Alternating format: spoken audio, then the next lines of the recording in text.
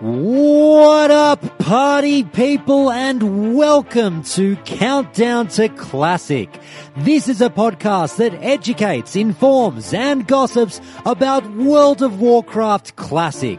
Each week we discuss the news, hot button issues, and content of the highly anticipated Classic servers. I'm your host, Josh Corbett, and this is a show where it's not my opinion on World of Warcraft that counts, but yours. If you're new to the show, Countdown to Classic goes through your expert input on everything relating to the sure-to-be-amazing World of Warcraft Classic. Now, I have been taking a fair few listener calls over the last 3 weeks or so, and I realized the other day that it turned into quite the treasure trove of unpublished goodness.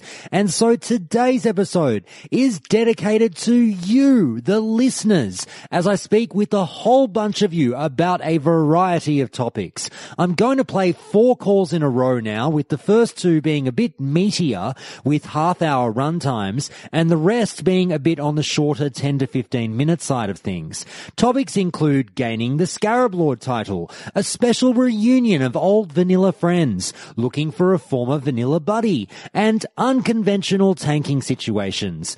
After that, we hear more from the devoted listeners of Countdown to Classic in a really quick anger management segment, and then a really long memory lane segment, as I've again had quite a few get sent through recently, and I'll take about half an hour or so to get through a whole bunch of fantastic listener stories about the game. Now, if you're enjoying these in-depth conversations that Countdown to Classic brings you on a regular basis, then please head on over to the show's Patreon page to see how you can help support Countdown to Classic continue to bring you more of the content that you're now so used to hearing on the show. If you want to hit me up with some feedback or submit a memory lane or anger management of your own, you can always hit me up at feedback@countdowntoclassic.com as well.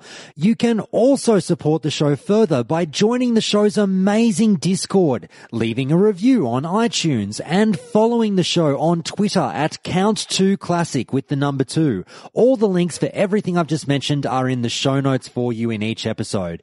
If you can't get enough of me for some reason, then please do also check out my amazing other podcast. And yes, I'm calling it amazing. It's not because of me, it's because of the 2 knuckleheads that I do it with. That's called the Cinephiles. That's SINNERFILES.com. Check that out if you haven't already for great comedic takes on all your favorite movies. This week we covered a few good men, and with the 3 of us being lawyers, we had a fair few fun comments on that, which is a particular favorite of mine. But with all that said, it's time to show some love to you, the listeners, as we hear from the Countdown to Classic community in a special, lengthy calling countdown.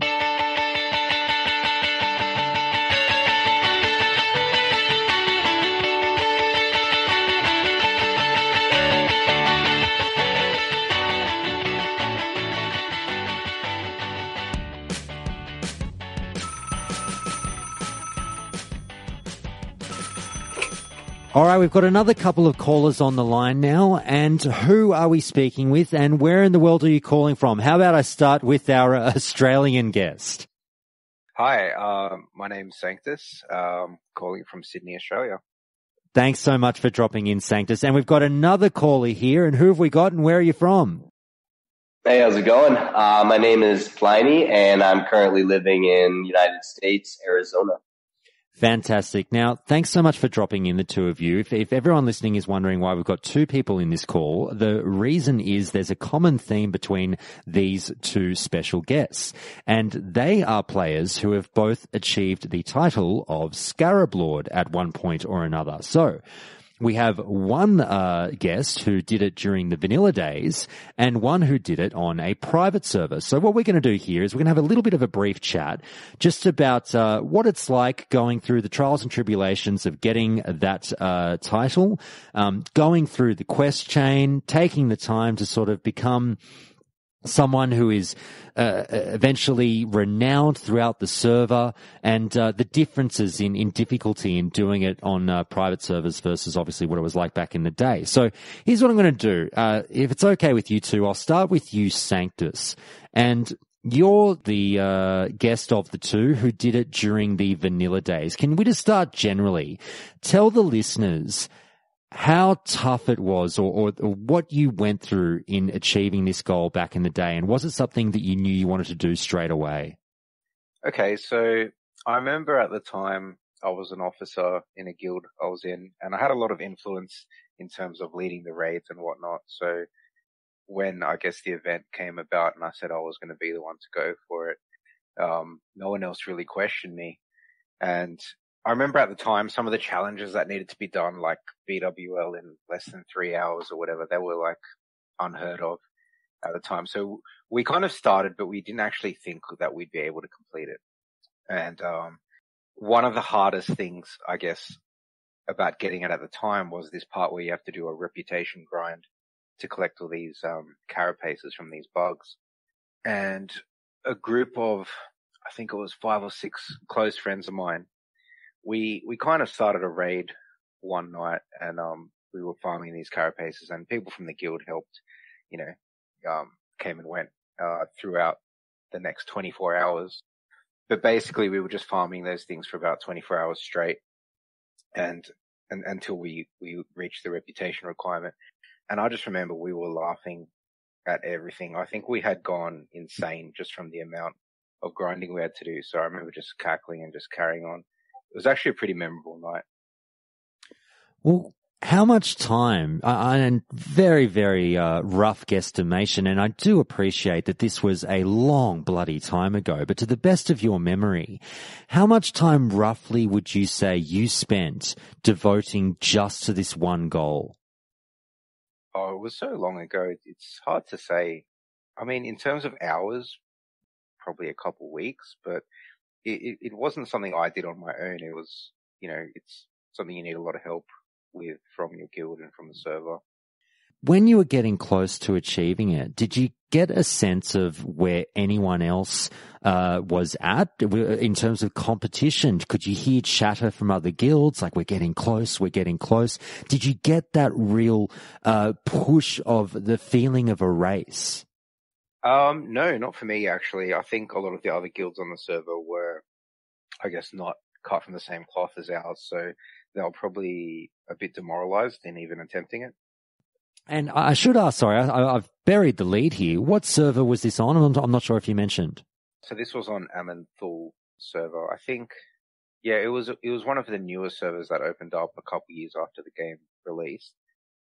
And yeah, I think you can read that I actually got the title on their WoW wiki page. And sorry, what was your character's name? It was Sanctus, the same.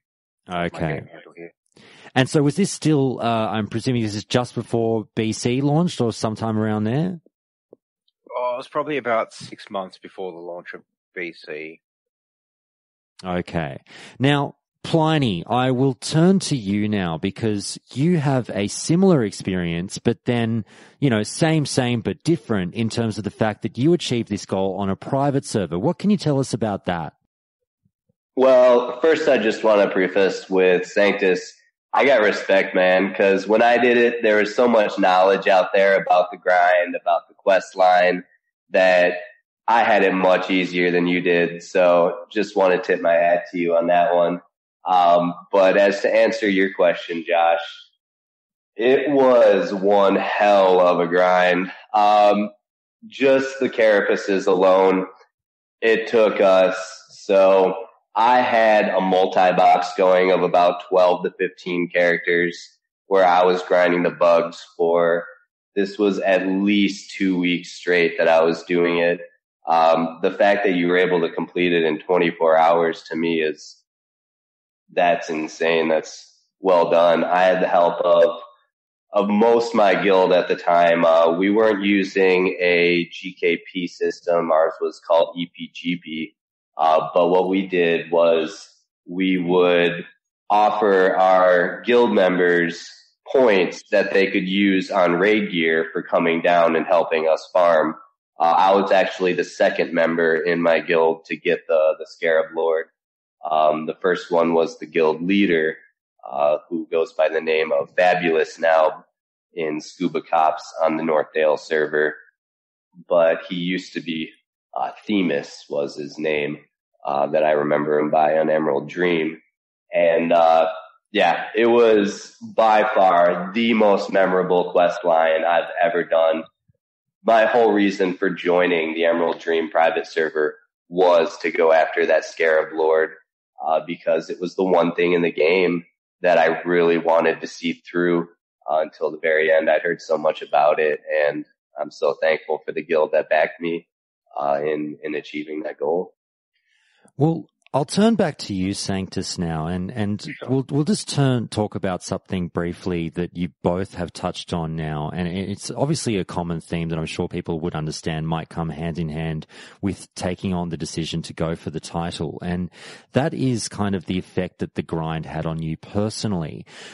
During the journey, were there moments that it had an ill effect on your well-being? Were there moments where you questioned what you were doing, and did it sort of take your playing to another level in terms of how often you were spending with the game?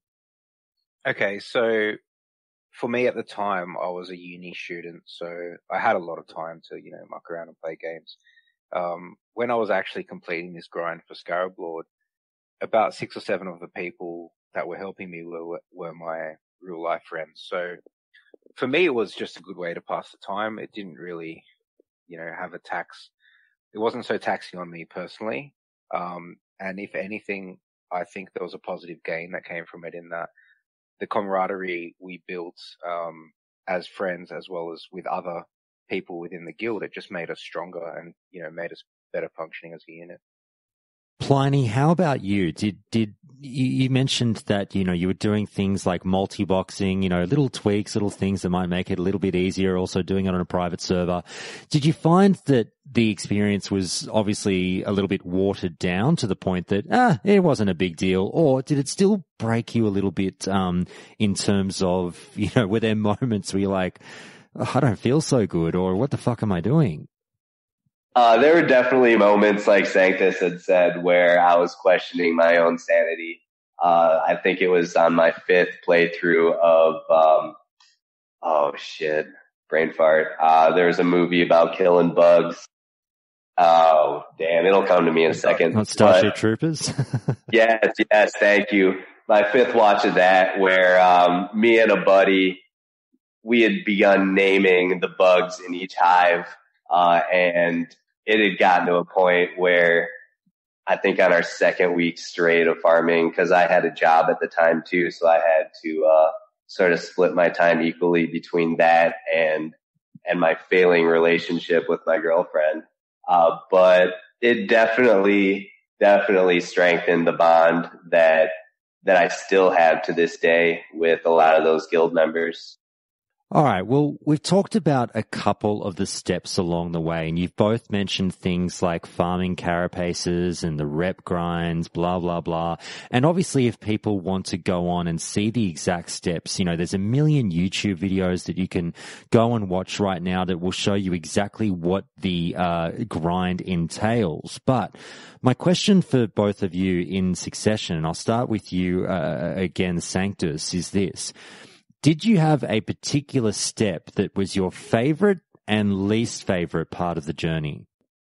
Okay, so my favorite step was probably the part where we went to Moonglade and we had to summon all the nightmares and complete that event. That was pretty cool because we actually needed the help of the whole server, not just our guild.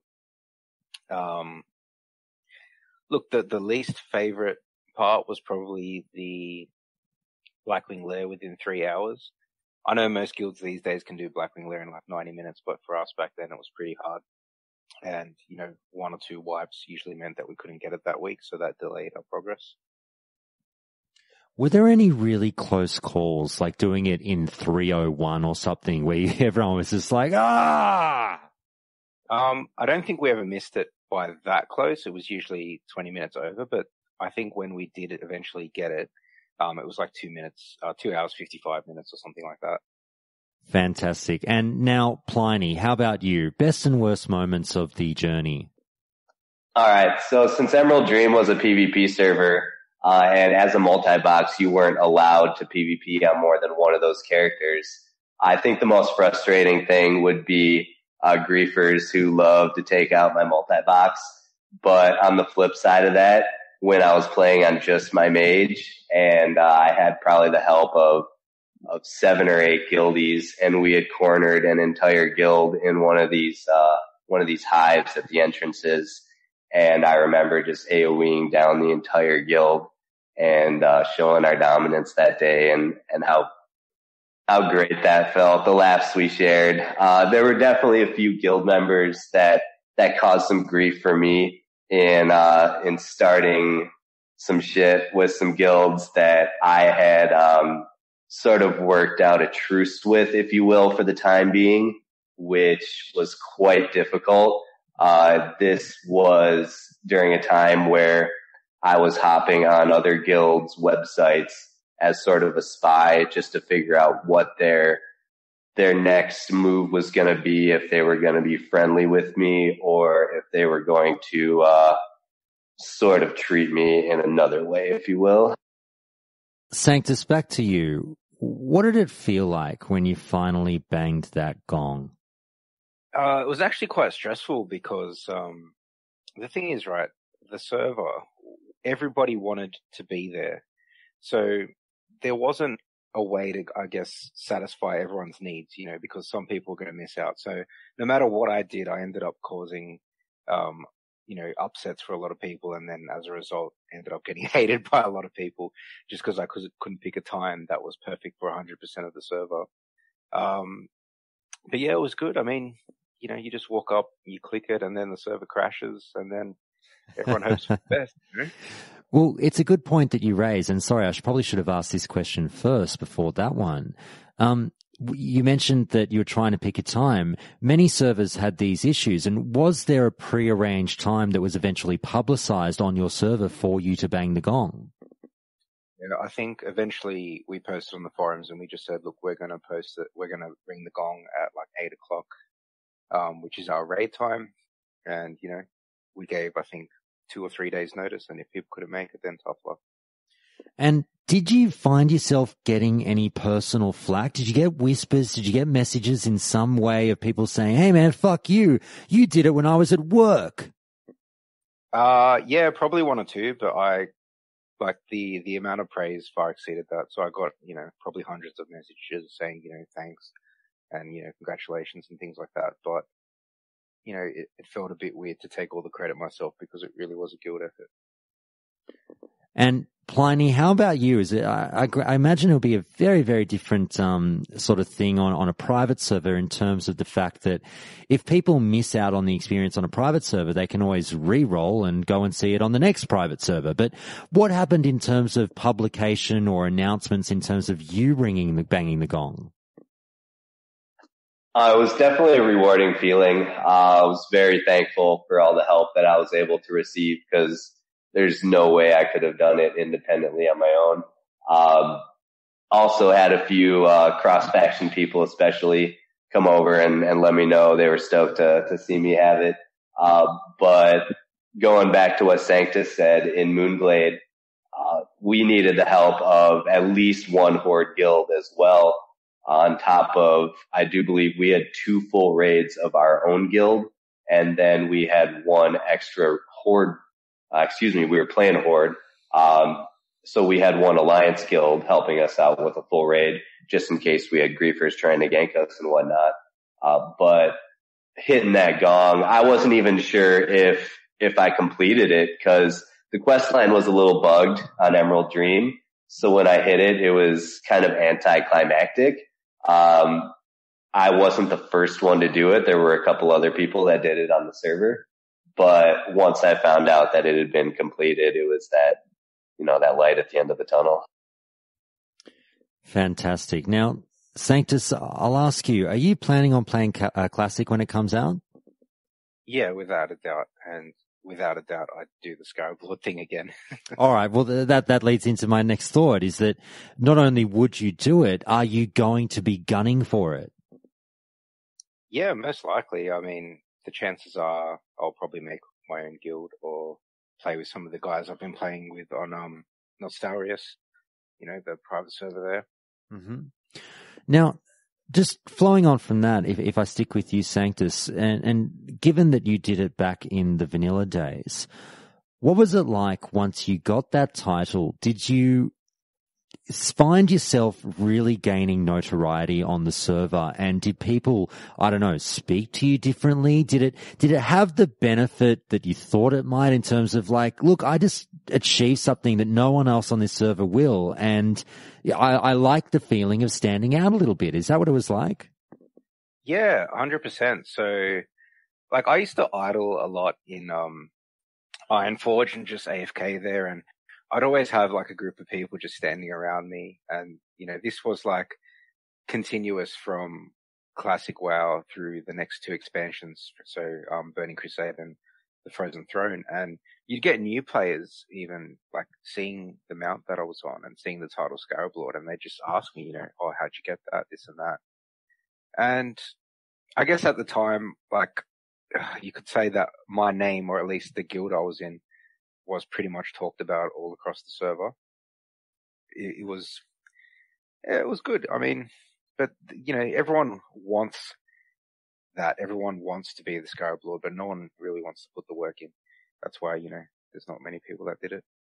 Now, Pliny, for you, again, the contrast on a private server, did you find that people were kind of ho-hum about your title of Scarab Lord once you got it, or did you still get a little bit of notoriety?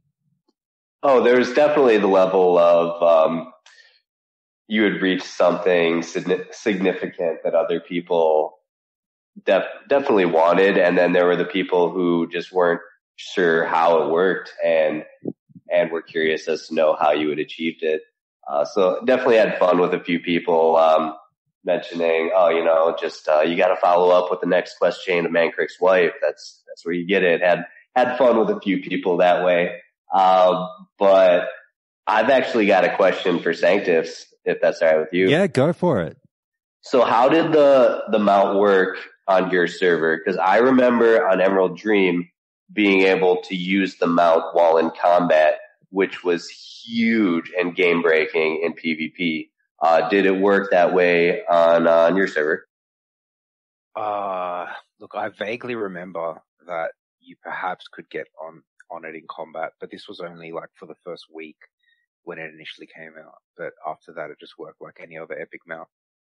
Okay, because I remember seeing in the patch notes that they disabled the use of using it indoors, which was also huge. But I thought I had heard somewhere that they kept the ability to mount up during combat. So as you were trying to escape in a PvP situation, it made it game breaking. But then again, I didn't have it in vanilla and you did. So I know a lot of time has passed. I'd be curious to know if there's anyone out there listening who knows the answer to that one. All right. Well, moving on, how about we ask this question? I want you to sort of pick your brains a little bit for some subjective thoughts on the notion that some people have been playing with Classic. And I can't think of two better people to ask than you two, who have really been intimately involved in this quest chain and the event itself. And obviously, if you have heard on the show in previous episodes, we've talked about the possibility of Blizzard changing the AQ war effort. And when we say changes, we talk about the changes in the items that people need to collect in order to open the gates. And there's two camps in this argument. There's change the items, because if we're doing no changes, what no changes really means is not changing the experience in collecting the items. And the experience was collecting stuff that we didn't know what to collect and then being like, hey, here's your shopping list, and we went out and got it. Whereas the change would be knowing what to collect and then farming that from day one. So the other argument is don't change anything. The AQ war effort is sacred. Who cares who cares if we know what items we're getting? We still want to do it that way. So I'll start with you, Sanctus. How do you feel about any potential changes to the item shopping list for the AQ war effort with Classic? Okay, so yeah, this is something I also struggle with, because having played Classic WoW again from start to finish on private servers, it isn't the same as how it was 10 years ago when we were doing it, from scratch, because we didn't know what to expect, and there wasn't as much information out there on Wikipedias and other fan websites and things like that. So yeah, I mean, doing the quest, as it is currently known all over again, it wouldn't have the same prestige about it, and it wouldn't have that mystery around it anymore. So I'm a big advocate of no changes. However, in saying that, you can't really recreate that experience without changing something. So I'm not sure. Right. So it's a no changes except maybe that one. Potentially. I mean, okay. I wouldn't be mad if they made it, similar in difficulty. So it still required, the whole guild. It needed the server for some parts. Yep. But it was different, and we didn't know what to expect, and we were kind of discovering it as we went. That would be really cool. No, I'm obviously being very tongue in cheek with that. It's only because it's a response that does come up far more often than people seem to realize. With the vast majority of no changes people often will have one exception where they'll be like, no changes, but if you happen to do this one, I wouldn't mind. So it's fun to have a little bit of a laugh at that at times, all in good nature. But Pliny, how about you? How do you feel about changing the AQ war effort? All right, so I'll speak first as to my experience, because the way that Phoenix did it was interesting in theory, but in practice, it didn't quite work. So what they did is they kept the same items, but they inflated it exponentially. So I don't know the exact numbers off the top of my head, but it was a lot more of every item that we had to collect and open the gates. And what ended up happening is the devs, they ran a query on the server to see what had been stockpiled. But what they didn't take into consideration was that the largest stockpiling of these said items was from a guild called Team Plague, who by the time it came around for the gates to open, they were no longer on the server. So all these items that they had assumed were going to be turned in to speed up the war effort never ended up getting turned in. So the server ended up dying to attrition primarily because of this. And it was really a sad thing to see as I was grinding it out, seeing the server in a slow decline. But hey, it is what it is. I couldn't change anything. So the devs ended up taking things into their own hands. And once the war effort reached about 50%, they just came up with some bullshit line about, I forget exactly what it was, but they just opened up the gates themselves, which screwed over quite a few people who thought they had the time to achieve Scarab Lord. But at that point, you can't be given unlimited time to do something like this anyways. To answer your original question, it's tough. I'm also in the boat that I don't want to see many, if any, changes. But if you do have that shopping list, then it can be something that's done in a day if hardcore guilds are adamant enough about farming said items. So, oh shit. I want to stay true to my no change friends, but I think this is one that should be changed up. All right, interesting. And I hadn't heard that interesting wrinkle of a private service simply just raising the amount of the items that you need rather than actually changing what they were. That is an interesting twist as well. Well, look, I'll end it with this sort of one final question for both of you. And Sanctus, I'll ask you this. What piece of advice do you have for anyone who is considering seriously going for the Scarab Lord title? Look, I'd say, you can't do it on your own, so make plenty of friends and be really sociable and be someone that, people won't mind grinding bugs for hundreds of hours for. Fair enough. And Pliny, how about you? What would be your one piece of advice if someone's serious about getting that title? Oh, definitely. The more friends you have, the better.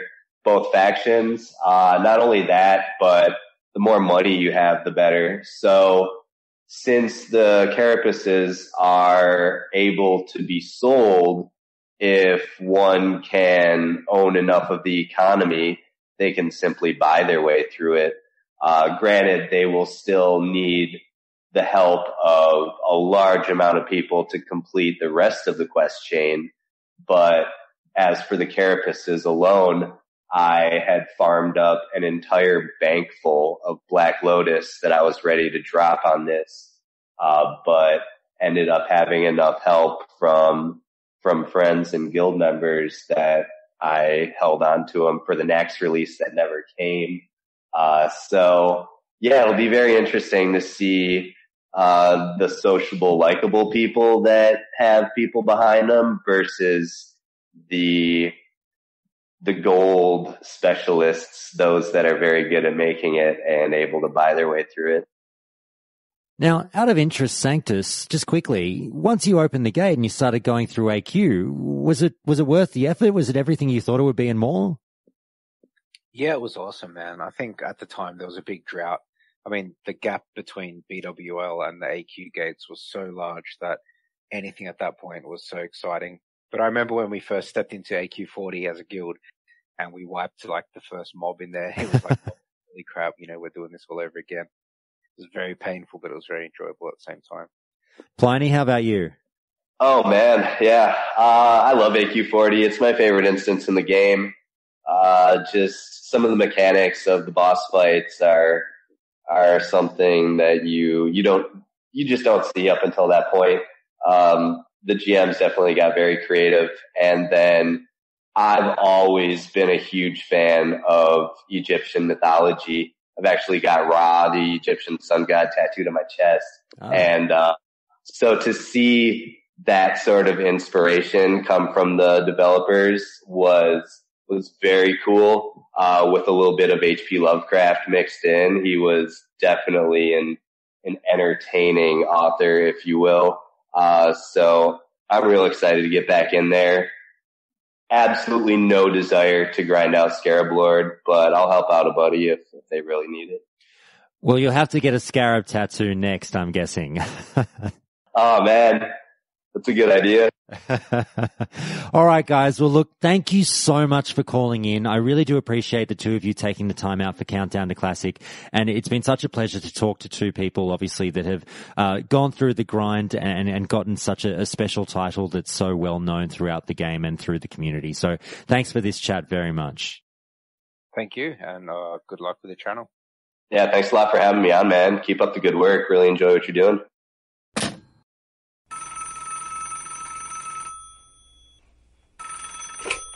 All right, it's time for another listener call over here at Countdown to Classic, and this is a very special listener call, and I've got three people on the line who we will get to in just a short minute here, but this call really does need a fair bit of preamble from me in order to explain to you what the situation is behind this. So I was at work yesterday doing my thing dutifully as a criminal prosecutor, and I was darting in and out of court. I was supervising a trainee, and luckily I get to switch my mind off a little bit, just a little bit, as I was on autopilot and sort of making sure that they didn't do anything wrong, and it was all good. And my phone starts to blow up. And I check out this message that I got, and I'm just going to read the wording exactly of this message that I got. And it was from someone over at Facebook who reached out to me. And it said the following. Hi, I hope this message reaches Josh. I recently started listening to your podcast after signing up for the John Stats Kickstarter. At the end of your interview with Nano in episode 64, you had a person write in about their classic experience. Viv, I think their name was. I'm not sure if that's accurate, but they re-rolled from a paladin to a mage. They told a long story about how they PvP'd on dial-up internet and were unable to raid or use voice communications. I laughed thinking about it because it reminded me of a person that I used to PvP with extensively as well. And then, when they said they had played on Mal'Ganis, the server, against and then with Keen Formation, I got butterflies. Because I did as well. I believe this is the same mage that I had played with. It almost brought me to tears. I have a strange request of you, Josh. Is there any way that you could pass on my details so that I can get in contact with this person?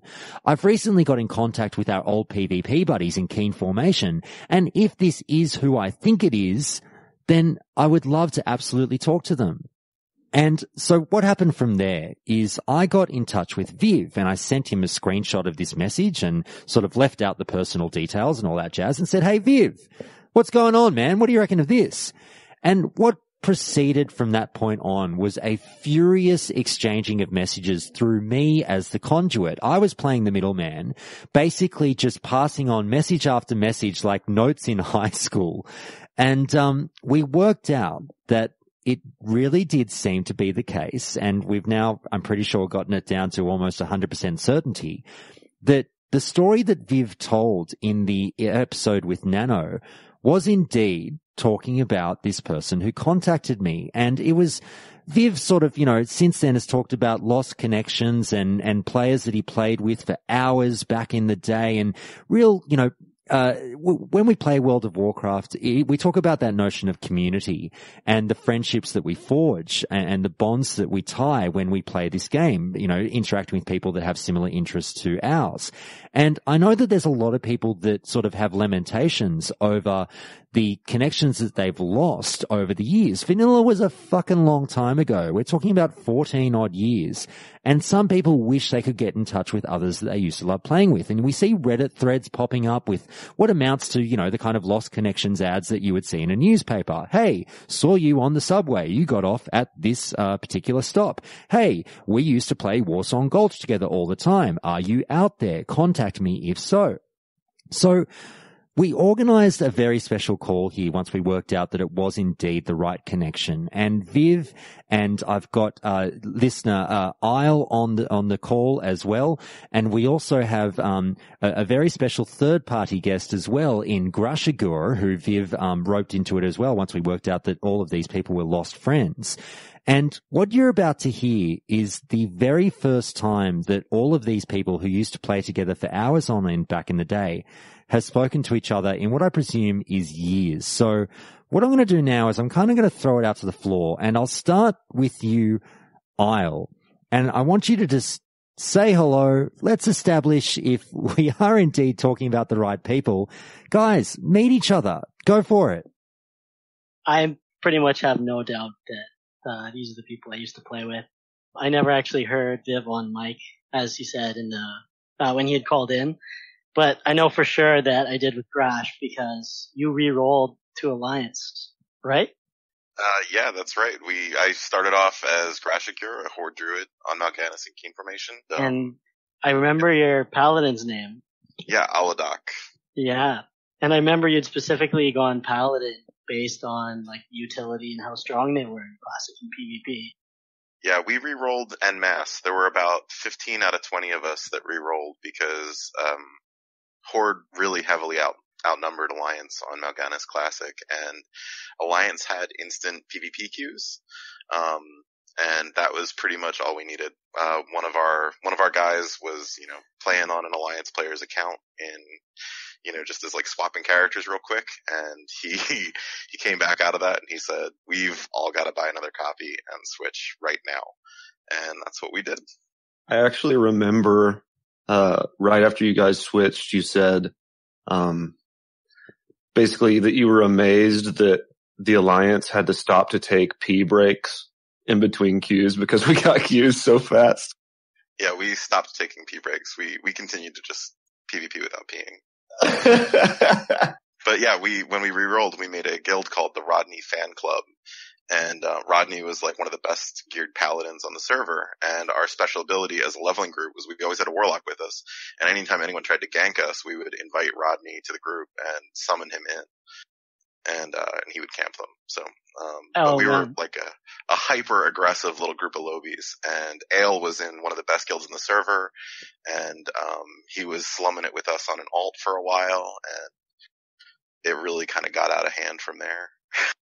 I remember Rodney. I don't know if you knew, but he was actually only like 12 or 13 years old at that time. We were shocked when we found that out. He was just this little kid, but we dragged him around with us. He was really good too. He was good, yeah. And I think like the instant queue part was a big reason why I remember Revlon. Because when I would queue in, I would try to kind of team him up with other mages when we weren't in pre-mates. And it became pretty obvious after like queuing up a lot that, Revlon was pretty good. And we had the same idea in mind. Now, Viv, Revlon was your character's name, wasn't it? Yeah, it's actually kind of funny. Like the first character I made was named, I used to have a name that I named all my characters, which was like Latin, and it meant to live, like vivere, but nobody ever pronounced it correctly. They always call me like Vivir and stuff. So I just shortened it to Viv later on, which is why that's my name now. But back in the day, I switched to an alt, just the mage. And, the first time I got that name is because like my friends and I created like these trolls on a different server who all had like insane hair with like crazy colors. And we all named ourselves after cosmetic products. And then I just made my actual mage when I rerolled that name and gave her crazy hair because I thought it was funny. And Viv, we worked out that, obviously Isle and you used to play a boatload of PvP together. Is that right?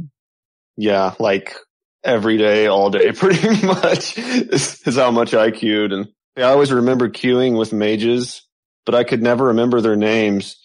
And then like when we started talking about all the people we used to play with, he said, like it was him and Vita, and I forgot about both their names, but I remembered them and like playing with them.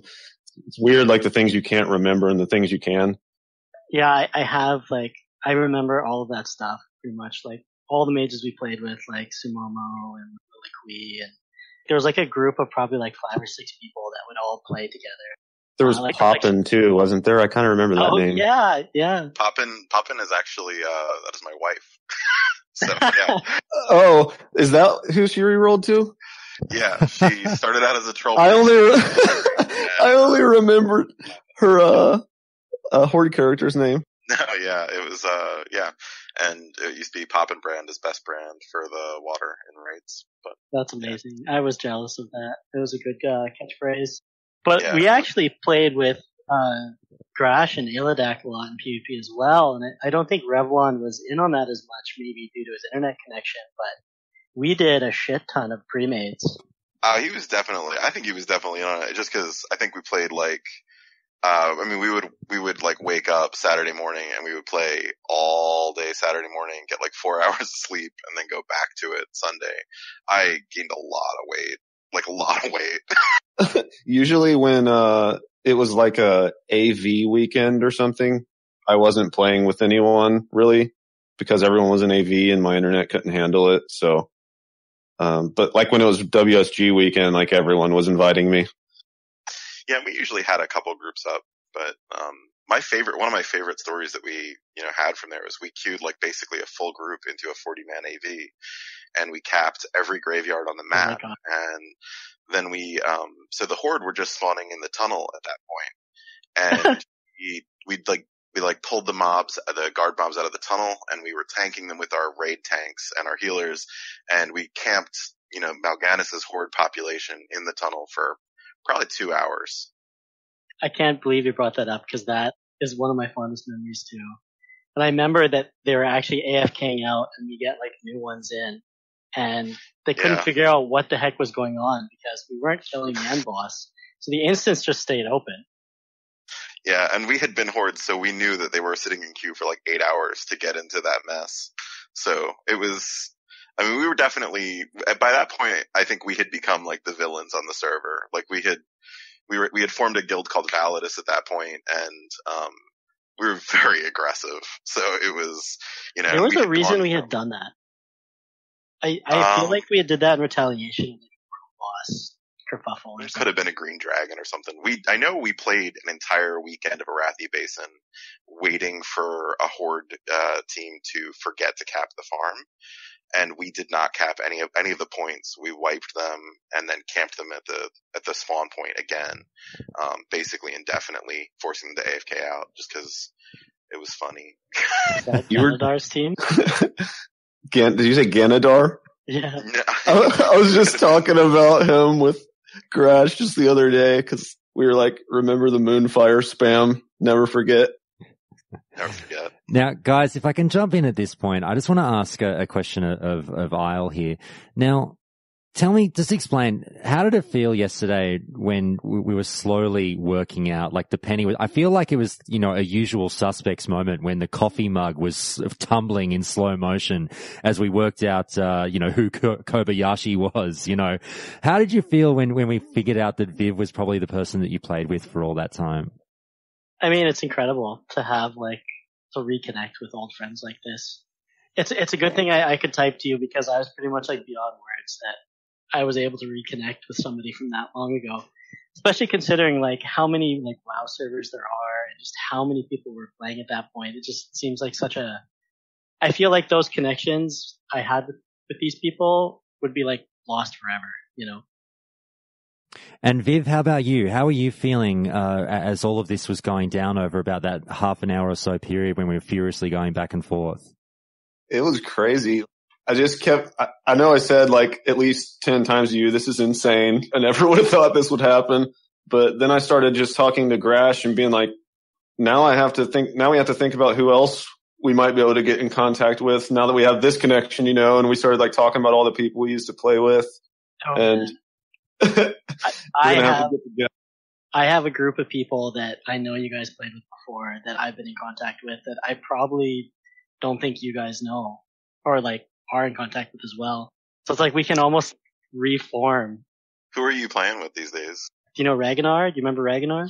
Oh my god, yeah, I remember Ragnar. Yeah, Ragnar and Apollo. There's a whole group of people like that I know that I have on Steam and stuff. They play other stuff mostly now. I think they actually came back for BFA. I have to be honest, the time that I had in Keen Formation and then when we re-rolled into Validus and, everyone that we played with, along the way, it was all family. In a lot of ways, we were spending 60 hours a week online together and I miss a lot of those people. I really wish that I could get in touch with all of them because it was years, and it's kind of they're just out there in the wind and you wonder, what happened to that. So, Crash, if I can chime in and ask you this, with obviously all the tools that we have at our disposal in the modern age, what does the thought of possibly reforming the vast majority of your old guild or your old buddies onto the same server again for Classic mean to you? How does that make you feel if that was a possibility? Oh man, I've got 3 kids now, so that's different. So I can't play that much, but it would be really incredible. Those guys were really a huge part of my life. And we had, when I got married to my wife, we had people in from all over the country, people who could make the wedding were, flying in to, come because they were part of our family. So, yeah, I could literally sit down and think for an hour about all of the people that, I wonder what happened to, and then I'm sure there would still be more, and I would have to feel really bad that I forgot their names. Now, Isle, I'll ask you this one. Obviously, Viv's story was a great description of his troubles with his internet connection back in the day, and he mentions that, he was the guy that nobody could talk to, but yet you still obviously created a relatively tight bond over just, text chat in the game. What's it like now to finally be able to hear the voice behind the character? Well, I didn't know if he was a guy or girl, honestly. And with a name like Viv, I still wasn't sure. Which is kind of funny that I wouldn't remember that. But I think it really just goes to show how much it brought people together. Even if you didn't have voice chat. The game was so much more about community and like who you played with. And Viv, sitting in on a call like this now, and it's so amazing to sort of just hear the three of you catch up on old times again. You know, straight away, it's, you know, we talk about talking with old friends as if, you know, it doesn't matter how long since you've seen each other. It's almost like you saw each other yesterday. But when you now can actually get involved in a voice call when you couldn't back in the day, how's that going to change things up for you? It's going to be, I presume it's going to be nice to finally talk to these people.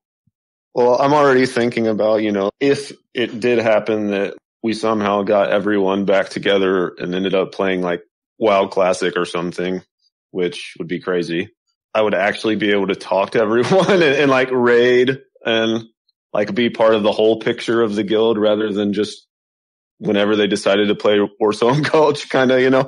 So it's like a new beginning almost of being able to play the game like to its fullest extent. Because I've still never gotten to do any of the raids, like past Molten Core and Ahn'Qiraj, even on private servers. Which, by the way, have you guys played private servers at all, or mostly just playing like the live, or not at all? Can we talk about that on here? Yeah. Go for it. Yeah, actually, when I heard about Nostalrius, I heard about it shutting down, so I had missed it. So I ended up rolling a character on another private server, Kronos. And the funny thing about that is I had the same name, but I was a different character. I played a warrior instead of a mage. And I actually reconnected with a bunch more people just through my name. No kidding. Yeah, I don't know if you remember Earthwhite. I definitely do. He was the leader of Validus and other guilds. Yeah. Well, he is the same person. We had a guy named Fax who was the leader who would log in like once every 3 months drunk, and he was a fan favorite, but he would log in and terrorize us with the threat of disbanding the guild. Pretty much. Well, like, Earthwhite, in my remembrance at least, was basically the leader. Oh, he definitely was the heart and soul, and yeah, he was the organization. He's the same guy. He was basically the Baron of Kronos, like filthy rich, and just ran the Yeah, that sounds about right. And then another like close friend of mine, I don't know if you remember Volcanus. I don't. No, he was a mage as well. He actually rolled on that server and found me just through my name as well. So I've gone through an entire like kind of classic cycle on that server for about a year and a half, doing everything. That really makes me wonder, like, if I would have named myself Revlon instead of Viv. Because I played on Nostalrius, and then I played on Elysium. I played a little bit on Kronos, but I don't think I ever got the max level. But yeah, my name was like Viv on all of those. So yeah, if I would have seen your name, I for sure would have talked to you. Now, like if it was Revlon. One thing I'll ask, Viv, at this point is you commented to me yesterday about obviously the pure insanity of the sequence of events that led up to you guys reconnecting here now. And it went something like this, and correct me if I'm wrong, but obviously you jumped in the Countdown to Classic Discord after finding the show, and you've been a fantastic contributor over there. And once you got stuck into sort of, engaging with the community in that Discord, you suggested to me to perhaps ask John Stats for an interview, and which I then obviously happily did, and that turned into the great interview that we got with John, and that was sort of, thanks to you and your suggestion.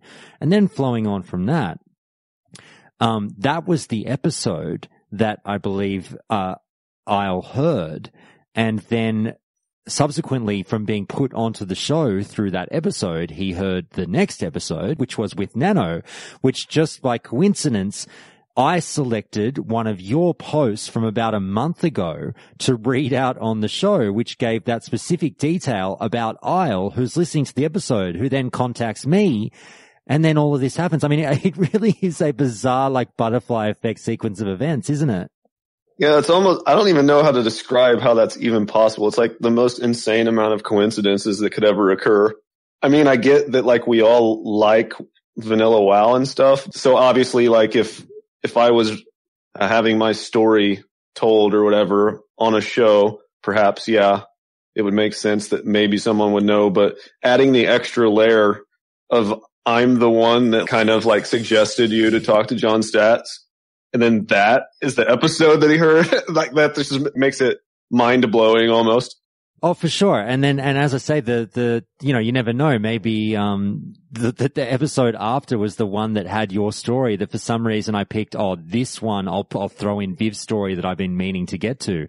I could have played it in, 3 episodes before that and Isle would have completely missed it. You never know. Yeah, that's true. I did submit it like weeks before that, and it was like just probably way too long to read with all the other ones you had, because there were plenty of submissions in the memory lane channel or whatever on the Discord. All right. Well, look, what we'll do now is, I'll leave you guys to it soon. I just want to sort of wrap this up with this. Now that you guys, well, actually, considering we're on stream, here's what I want to do. Isle has been kind enough to send me, he dug up a few old screenshots from back in the day. And what I'll do is, I'm not sure if you guys are tuned into the stream, but I will send you a link now and you'll be able to see, and we'll see if you guys have any commentary on it once I put it on stream here. And what I'll ask you to do when you see it is talk us through what it is, and then we'll get the guys' comments on it. So this is like from an old PvP video of a guy we used to play with. It has like video from our Warsong Gulch pre-mades and events. And this is basically just like a screenshot of like a score screen with all the players that we were playing against. And it was like I think it was a full guild pre-made at the time. And Grash's Pally is in there at the bottom. And oh yeah, that's me, definitely. Yeah, and it's like, it's very pixelated. It's like a very low quality video, but I can like make out the names from the top. Like I was rocking it 15-0. And then there was Statix, a Warlock, Vita, Yassi, who was a Paladin with Hand of Rag, River. Yeah, he was a warrior. I'm actually still in touch with Yassi. Oh my, are you serious? Yeah. I have to talk to him. He's actually, I think he's having a baby. Have you told him about me? I was really close friends with him as well. You have to. I will, definitely. I just haven't talked to him since. That's incredible. I'm still in touch with Yassi. He lives just like the next state over, so I helped him move one time. Man, I was telling my partner, like, after I connect with these guys, there's only like one other guy I want to connect with, and that is him. That's amazing. Like, I can put you in touch with Yassi for sure. Oh, that's crazy. He's just as incredible as you remember. He's a total character. Great. That's fantastic. So I'll show you the next screenshot, guys, and please feel free, if there's any other names that you feel you remember there to talk about. But, I just want to point out that we won that by a lot. I saw Jadon or whatever. That name looks familiar. I don't remember who it is. Jaden and Barrack. Yep. A priest and a paladin we picked up. You have a way better memory than me. All right, I'll show you this one. Well, I killed with you and I killed you. Yeah, that's true. Yeah, you got both sides of the coin there. We knew exactly who to pick up when we switched. I remember not respecting key information the first few times we played you guys, because I think you weren't that successful in raiding. And so like we thought, oh, these guys aren't geared, we should be able to roll them easily. And then after losing to you guys over and over, we're like, okay, these guys are actually really good. Yeah, I remember the flip side of the coin where we fought some guild. I can't remember their name, but it was like Squirrel something. Squirrel was in the name of their guild. I remember that much. Basically, they bunched up way too much, and we just rolled in and like AoE'd them severely fast. Like it took like 5 seconds for their whole team to die. I remember that. It was hilarious. I remember as some teams who didn't have druid cappers, they would put the flag on a warrior, and then they just try to like rugby it across the field in a pack. Yeah, it was Extreme VXIX or whatever. It was, we used to call it Nerdle the Turtle, and we'd all pop our turtle pets. It's amazing. So guys, I've just fired up a video that Isle sent me as well, and just have a watch of this and let me know if any of this brings back any fond memories as well. But one thing I wanted to ask the group is, I mean, obviously you sound like some pretty serious PvPers. Were you all spending, how many hours a day together doing this stuff? Oh God. Unhealthy amounts. Very unhealthy. I would sleep like maybe 5 hours a night toward the end when we were getting close to like rank 13 and stuff. Sometimes I didn't sleep at all. We cycled several players through rank 13 and 14, and on top of that, Although Viv didn't get to participate in that because of his connection, Validus was, I think, a top 25 guild at one point in terms of rating. So we were also rating on top of it. It was awful. Yeah, that's true. It was amazing. I remember I did the math when Classic ended, and I figured out that I spent approximately 8 hours of every day since the game launched playing WoW. Like, I had over 200 days played by the end, and I was so embarrassed. Oh man, I have to comment right now. I just saw two names in this video. Yeah. Nola, I remember Nola. That was a druid, right? It says Nola has come online. Night Elf druid, if I remember correctly. Right. And then Cran, my best Cran. bro in all of Vanilla WoW. I played with him so much. He's whispered Vita here. Saying you're fucked. Yeah. Oh, I see Tommy D as well. He's the rogue that always murdered my face. I still remember him to this day. And I love and Nisasa, the three rogues of death, which reminds me, apparently we were the three mages of death, according to the Horde. You called us, like, Josh said that you said we were the mage mafia, and I didn't even know that. Yeah, that's what they called the group of mages that we'd queue up together with. That's hilarious. What's it feel like watching this footage? This is crazy. Awesome. I was there for definitely some of this. This is You definitely show up later in the video. We raid Undercity, and I recognize your paladin. Oh yeah, there's Morn Life. He was one of our rank 14 warriors. Here we go. We'll start from this point. I still remember him. He's incredible. Are you still in contact with them? I'm not. We had a falling out, but he's still like a brother. I haven't talked to him in a long time. I hope he's well. But no, I haven't talked to him in a long time. Those are the people that I actually got in contact with. I didn't know. Oh, that's funny. Now that you guys have established or re-established this connection, and you're sitting here watching footage that must be, 13, 14 years old, what are your thoughts on the fact that Classic is coming and you could get everyone together and do this all again? Here's my initial thought.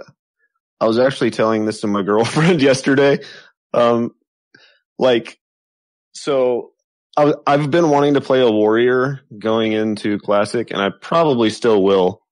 But another part of me, if we got back together, would want to just do like the mage trio again and everything. Why not both? Yeah, why not both? Fantastic. Now, sorry, I love that obviously everyone's focused on this footage. It is such great footage, I really must say. And you know it's vanilla footage, as you said, because of the graininess of it. And I'll have to put a link up in the Discord as well, if that's okay with you, Isle, for people to watch if they're interested. Yeah, totally. I just have to comment that the video is from another, it was recorded by another mage, Vita. I'm in the video, but it's not my gameplay. Okay.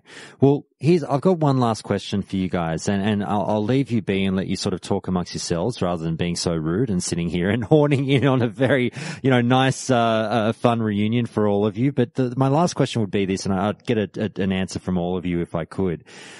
Now that you've obviously met back up with each other and you've mentioned a bunch of names that, you would love to get back in touch with, what would be the plan from here in terms of methods of getting the band back together?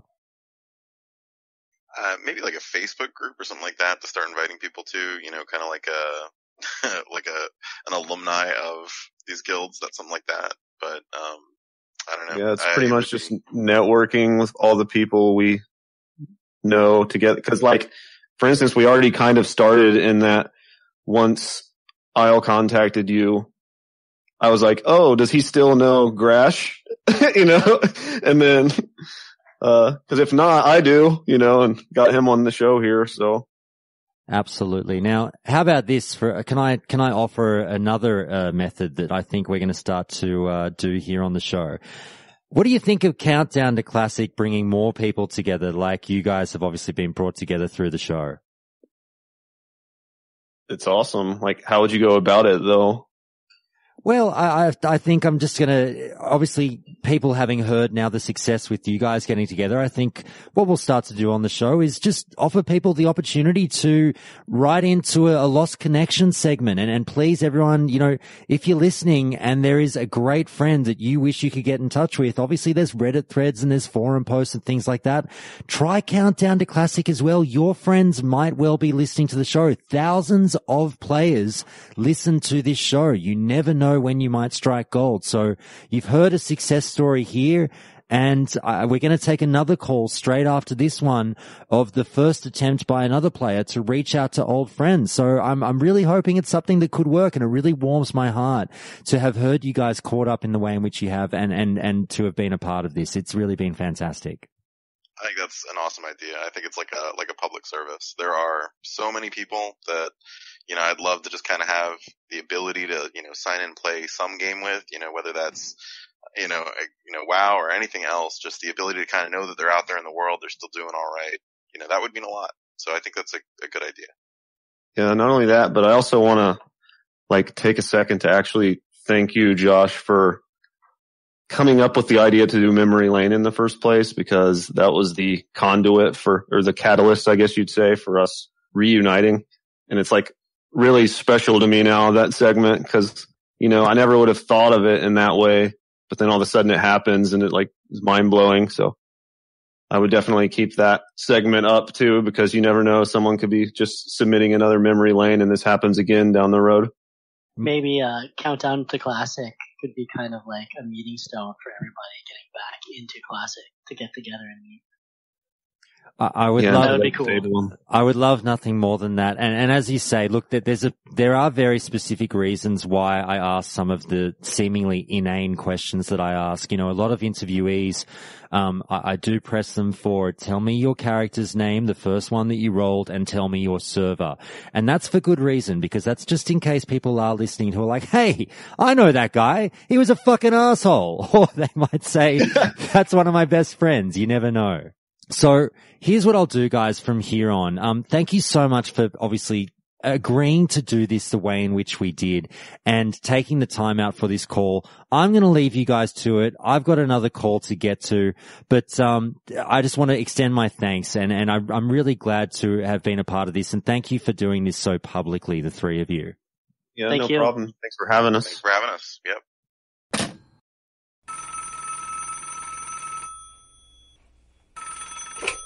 All right, we've got another caller on the line now, and who are we speaking with, and where in the world are you calling from? Hey, Josh. This is Ajax Kid. It's my former name. I go by Chuck Sweat now, aka Lance. I'm based out of Utah. Okay, thanks so much for calling in, Chuck Sweat. Now, the reason that obviously you've called in, you reached out to me about a week ago on the show, and you brought up a point that obviously is now becoming a bit of a theme of this episode, and you mentioned that you were hoping to seek my help a little bit, or the show's help, I should say, in reaching out to an old friend in the game. So what can you tell us about that? Josh, I've been trying so hard over the past month to get in touch with old guildies that I had in Vanilla WoW and in Burning Crusade, and I've been fairly successful. I actually put together a Discord about a month and a half ago, and we've been pulling in all these people that, man, I haven't talked to them for 10 years. And it's been so awesome. Like, I had a great guild back in Vanilla that I hold really close and dear, because I had some good friends that were better friends to me than I had in real life at the time. I mean, things weren't in the best place for me. I mean, I want to get into like, oh, whoa, pity me kind of thing. But there was a few people that have kind of slipped through the cracks, and I have a specific person that I want to talk about and just kind of get some background when, you know, about this person and our relationship in the game and how awesome it was and how much it meant to me. Sure. We'll get into the details about the nature of the relationship and the bonds that you forge through your playing time in the game soon. I just want to get out there. Let's get through the essentials here. So what server did you play on? What guild did you play on? What was your character's name? Get that information out there so people can start listening and hearing if it might trigger a memory. Sure. So this started on multiple servers. So I started out playing Alliance, and I'm ashamed to say that, but I had some friends guide me in the right direction later on.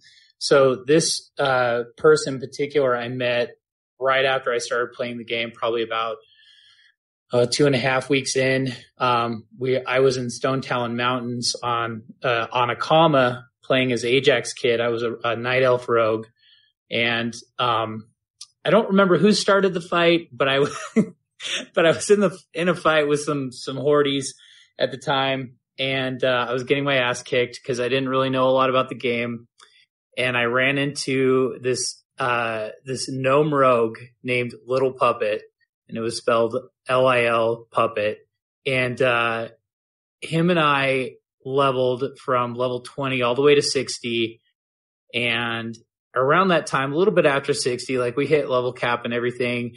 Some of my real life friends were like, "Oh, you got to come play Horde." And I was like, "I'm not going to play those filthy Hordes." And those bastards ganked me since I was level 15, and they finally convinced me to move over. And when I did, I actually convinced my friend Richie to come over to Horde with us on Drakthul, and he did. And he re-rolled as a undead mage, and I re-rolled as an undead warlock, and we leveled up and got into a guild called Counter Alliance Unit, which I hold really near and dear to my heart. Killed a lot of Alliance, and had a really good time. And I met a lot of really cool people in Canada, and also in terrible places like California. and it was, like I said, it was just a really, kind of shitty time in my life. Like I remember I didn't really have a lot. I was, basically looking out on Christmas Day. I remember one year in particular looking out the window, and I was like, "Oh, hey, it's Christmas Day." I'm looking out the window and it's snowing, and this is my life. And I had these people around me that were just so awesome. Like Richie, he was a really cool guy that, he spent a lot of time helping out his guild, and, more time than anybody else. And, I was a selfish 20-year-old, and, I just wanted the things that I wanted, and he never asked for anything. He was just always so willing to help everybody, and just a really good dude. And it's funny, on the Discord that I created, I actually have a channel that's called, what did I name it here? I think it's Help Me Find Richie or something like that. Oh, the Hunt for Richie. That's what I named it. And I've asked all of my guildies to help me try to find him. And nobody can find him on their friends list. I mean, it you know how it is. Things have changed since vanilla. Accounts have changed, and he has just kind of faded off the planet, and we don't know where he is. And I know he's in California, at least when we were talking back 10 years ago. And that, yeah, he's just one of those people that I really appreciated his friendship, and I'm hoping that we can bump into each other and play Classic again when it comes out. I'm trying to recreate this experience with my old guild where we all play together again and we complete the shit that we didn't complete. Like, we had the hardest time getting into like MC just because we had low numbers. Drakthul was eventually merged with a couple other servers, I think, just because of the population.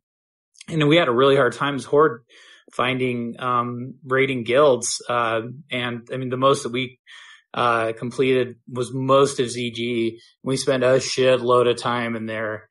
And I had some really good guild masters and leaders in there. Shout out to Demonic Soul. He was amazing, and my pal Dangfrig, who were great people that I was just kind of going through this angsty time. Like I had a family member that tried to commit suicide, and and it was just really hard on my family at the time. And they were really there for me in a tough time in my life. And I want to make sure that everybody that came with us through that journey, just to let you know, the door's open, and come find me on what are we on now? We're on, Josh, help me out here. On Discord? Discord, yes. I'm sorry. I just barely set this up like a month ago. I'm old. That's all right. Come find me on Discord, Chuck Sweat. If you played with us on Dracthul, on Horde, even if you didn't play in my guild, but you played on Dracthul, you can come find me. We'll play again. It'll be a good time.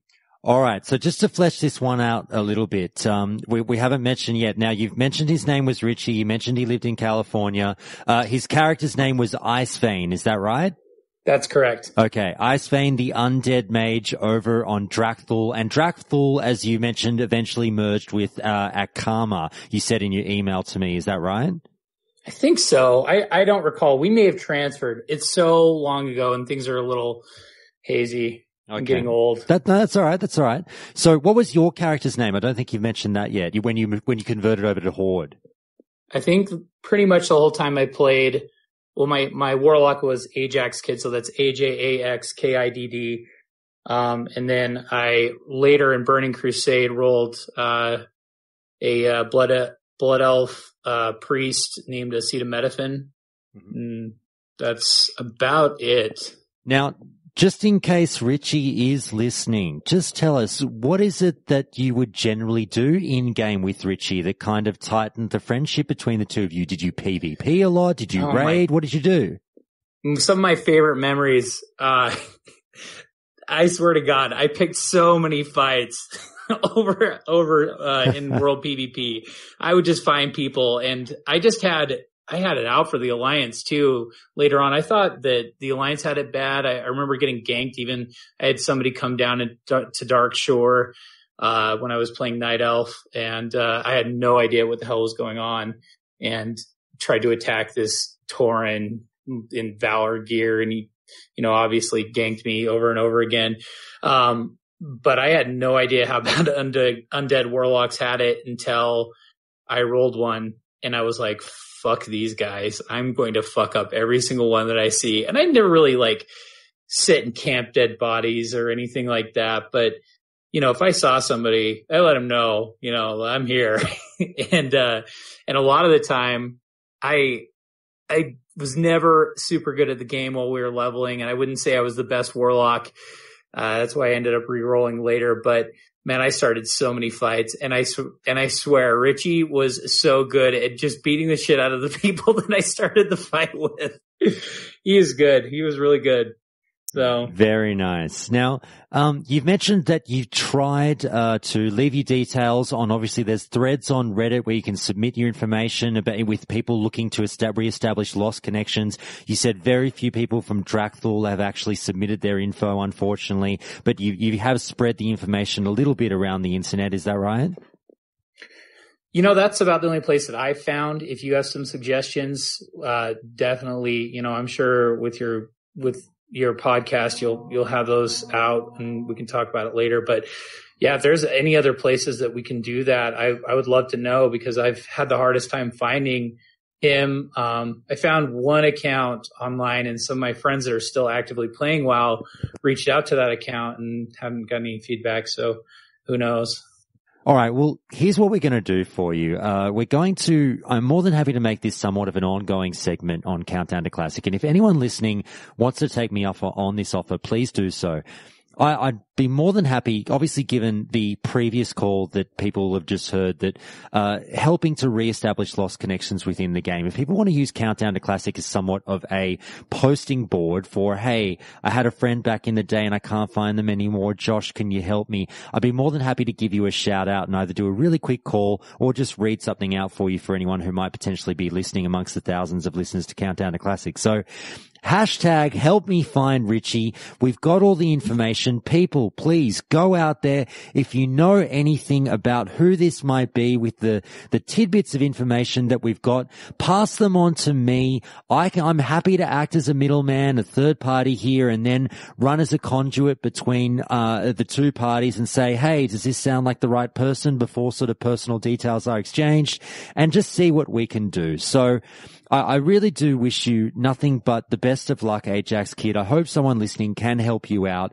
Let's try and make this a thing. Hashtag help me find Richie, and we'll definitely keep you posted. And thank you so much for calling in. Thanks so much, Josh. I appreciate your time.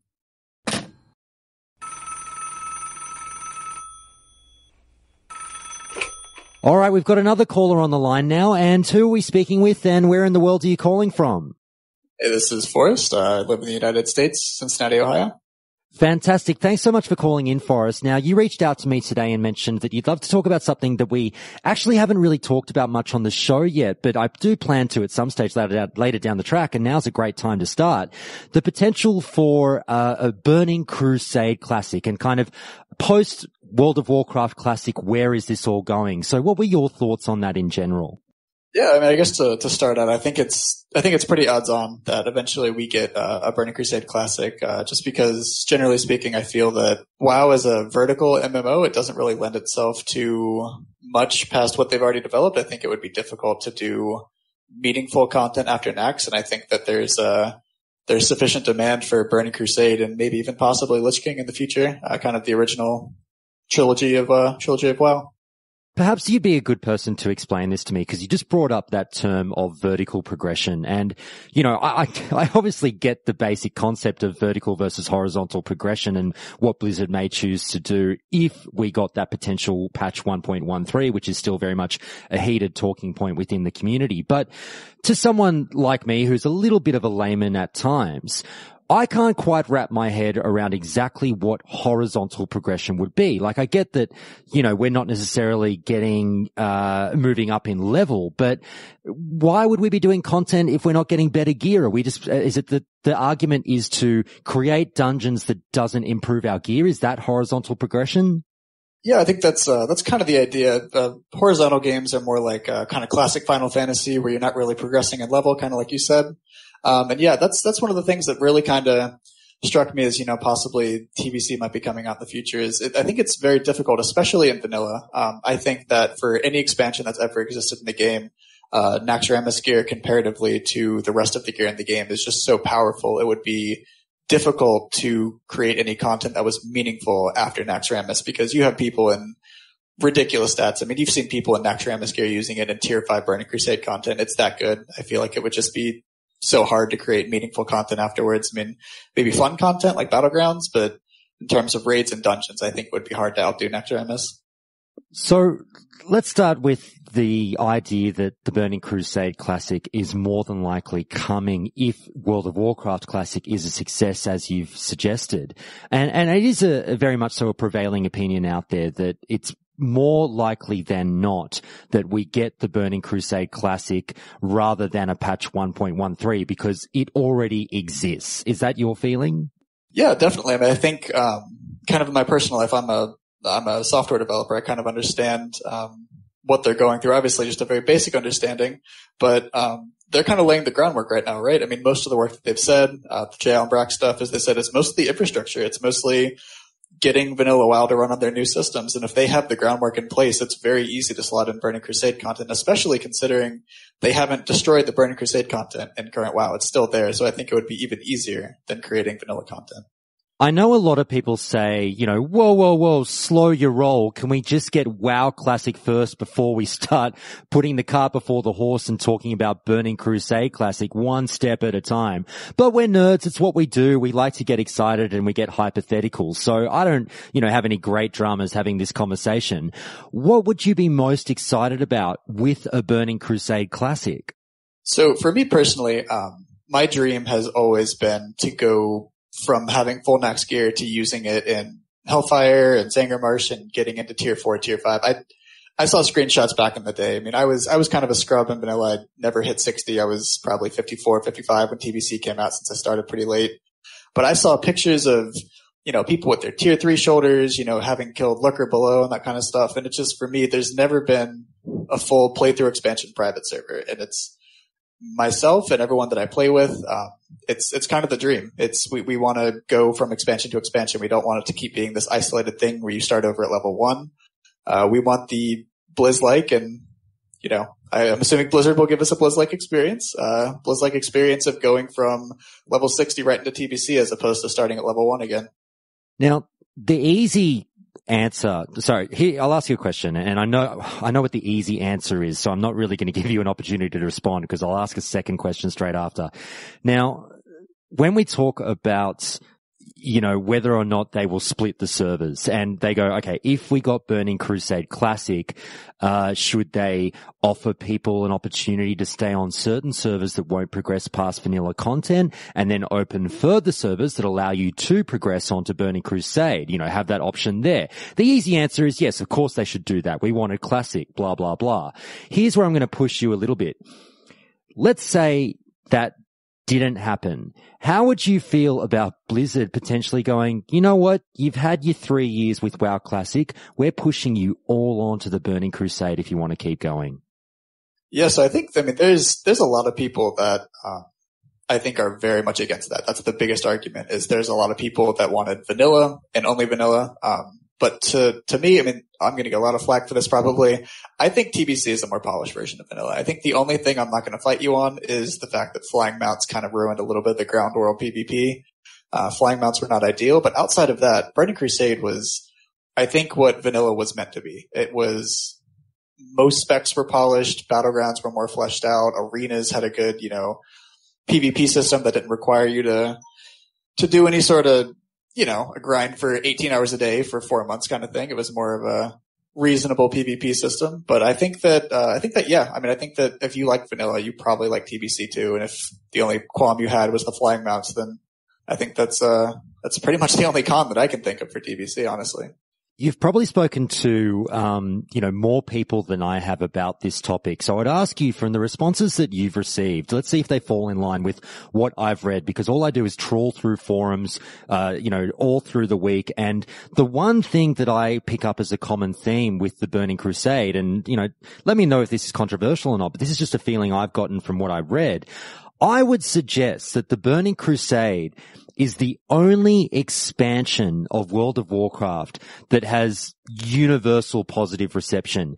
It's around Wrath, where don't get me wrong, everyone loves Wrath. But you still trip upon a few dissenters who say, Wrath wasn't quite all it was cracked up to be. It just sneaks in a little bit. Now, if it was Rotten Tomatoes, it would still have like a 90% approval rating, if you know what I mean. But Burning Crusade seems to have 100. Is that your experience when you talk to people about it? Yeah, it really is. I kind of agree. The Wrath of Lich King, I thought it was a great expansion. Looking back, maybe it was because I didn't get to do Naxxramas as a level 60, and maybe if I had, I would think a little bit less of it. I think Ulduar of in itself kind of justified the entire existence of Wrath of Lich King. Ulduar, to me and to a lot of people that I've talked to, was the greatest PvE experience that WoW has ever come out with to date. But other than that, yeah, that's pretty much it. Like, you kind of hit the nail on the head. TBC is just, I haven't heard anybody say anything massively negative about it. I've heard the whole flying mount thing, but outside of that, when you say TBC, the response is instantly like, yeah, give me TBC. Yeah, and the interesting thing is, amongst the Classic community, when it comes up in conversation, I also don't happen to see many people going, no, don't give us Burning Crusade Classic. We just want vanilla. I just don't read that. Like, it seems to be something that either people are, begrudgingly silent about because they're not that fussed by it, or they're just not vehemently against it. And the other option is also they're quite for it. So do you think that the Classic community on the whole, is quite right to be more than okay with, how about this? I'll put it this way. When do you think we should get the Burning Crusade Classic, timing wise, after WoW Classic? So this is something we've kind of had a lot of experience with, doing, the last 3-4 private servers. They've all had pretty different timelines, but the general consensus is that they released TBC a little bit too soon. Nax was so hard for, the back in the day people. If you weren't, a world top 10 guild or anything like that, you weren't really killing KT in 3 or 4 months. You probably barely got down 6 or 7 bosses in those 4 or 5 months before it came out. So I think it's more reasonable to have maybe like this might be a little long, but maybe 8 or 9 months once Nax comes out. It gives kind of the casuals time to catch up, maybe get to KT if they can figure out 4 horse, that kind of stuff. But I mean, I think if you maybe double the patch time of 1.12, I think that might be sufficient, and then TBC could come out. Because I think the biggest thing is people were a little angry when TBC came out if you were more of a casual, because it kind of cut off your chance of continuing to do Nax when you hadn't seen, the more difficult bosses. You just mentioned something, and for our last point, I'll just touch on this. You mentioned something that I think is a relatively common misconception about Naxxramas and how quickly Burning Crusade came out afterwards. Because everyone says that, we got TBC so quick after Nax, we never got any time to try and get to Nax, blah, blah, blah. And you mentioned, maybe let's do it, 8 months afterwards. But Patch 1.11 that brought us Nax came out on the 20th of June in 2006, and obviously TBC came out in January 07. So we got, a good 7 months almost of Nax back in the day. So if we were doing a longer period, would it be fair to say that maybe we should have Nax for at least a year before we get to Burning Crusade Classic? I think a year is maybe a little excessive. I think one of the biggest issues, honestly, is the fact that people were just not very good, like back in vanilla. I think on the whole, you had a lot of people that were very good on the top guilds, but generally speaking, most of the people I talked to said, yeah, we didn't kill Cthulhu and we got, 6 or 7 bosses down in Nax, that kind of stuff. I think it was really the breakpoint bosses that took a long time to figure out. The people would have needed maybe 3 or 4 more months to figure out just 4 horse alone for their guild if their skill level was even requisite to kill it. Nax was just a very kind of all or nothing type thing. You could either kill a boss or it just absolutely killed you for, until you got the rest of the T3 that you needed to brute force it down. I think it was not too short, but the bosses were too difficult in the relativistic sense compared to when TBC actually came out.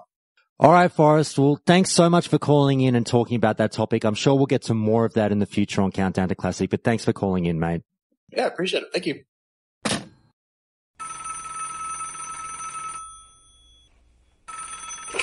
All right, we've got another caller on the line now, and who are we speaking with, and where in the world are you calling from? My name's Matthias. I'm calling from Copenhagen in Denmark. Thanks so much for calling in, Matthias. I really do appreciate it. Now, just for all the listeners' benefit, basically you contacted me earlier in the week with a fantastic email which will form the basis of this conversation today. And I'll just read out that email so everyone kind of understands where we're coming from and set a bit of a platform here. So you said, basically, hi Josh, I know it's an older episode, but I only recently found the podcast and have been chaining all the older episodes and ran into this question. Could rogues tank in Classic? And the answer is, when it comes to 5-man leveling dungeons, Dire Maul East was included in this as it was a level 53 to 58 dungeon as far as I remember.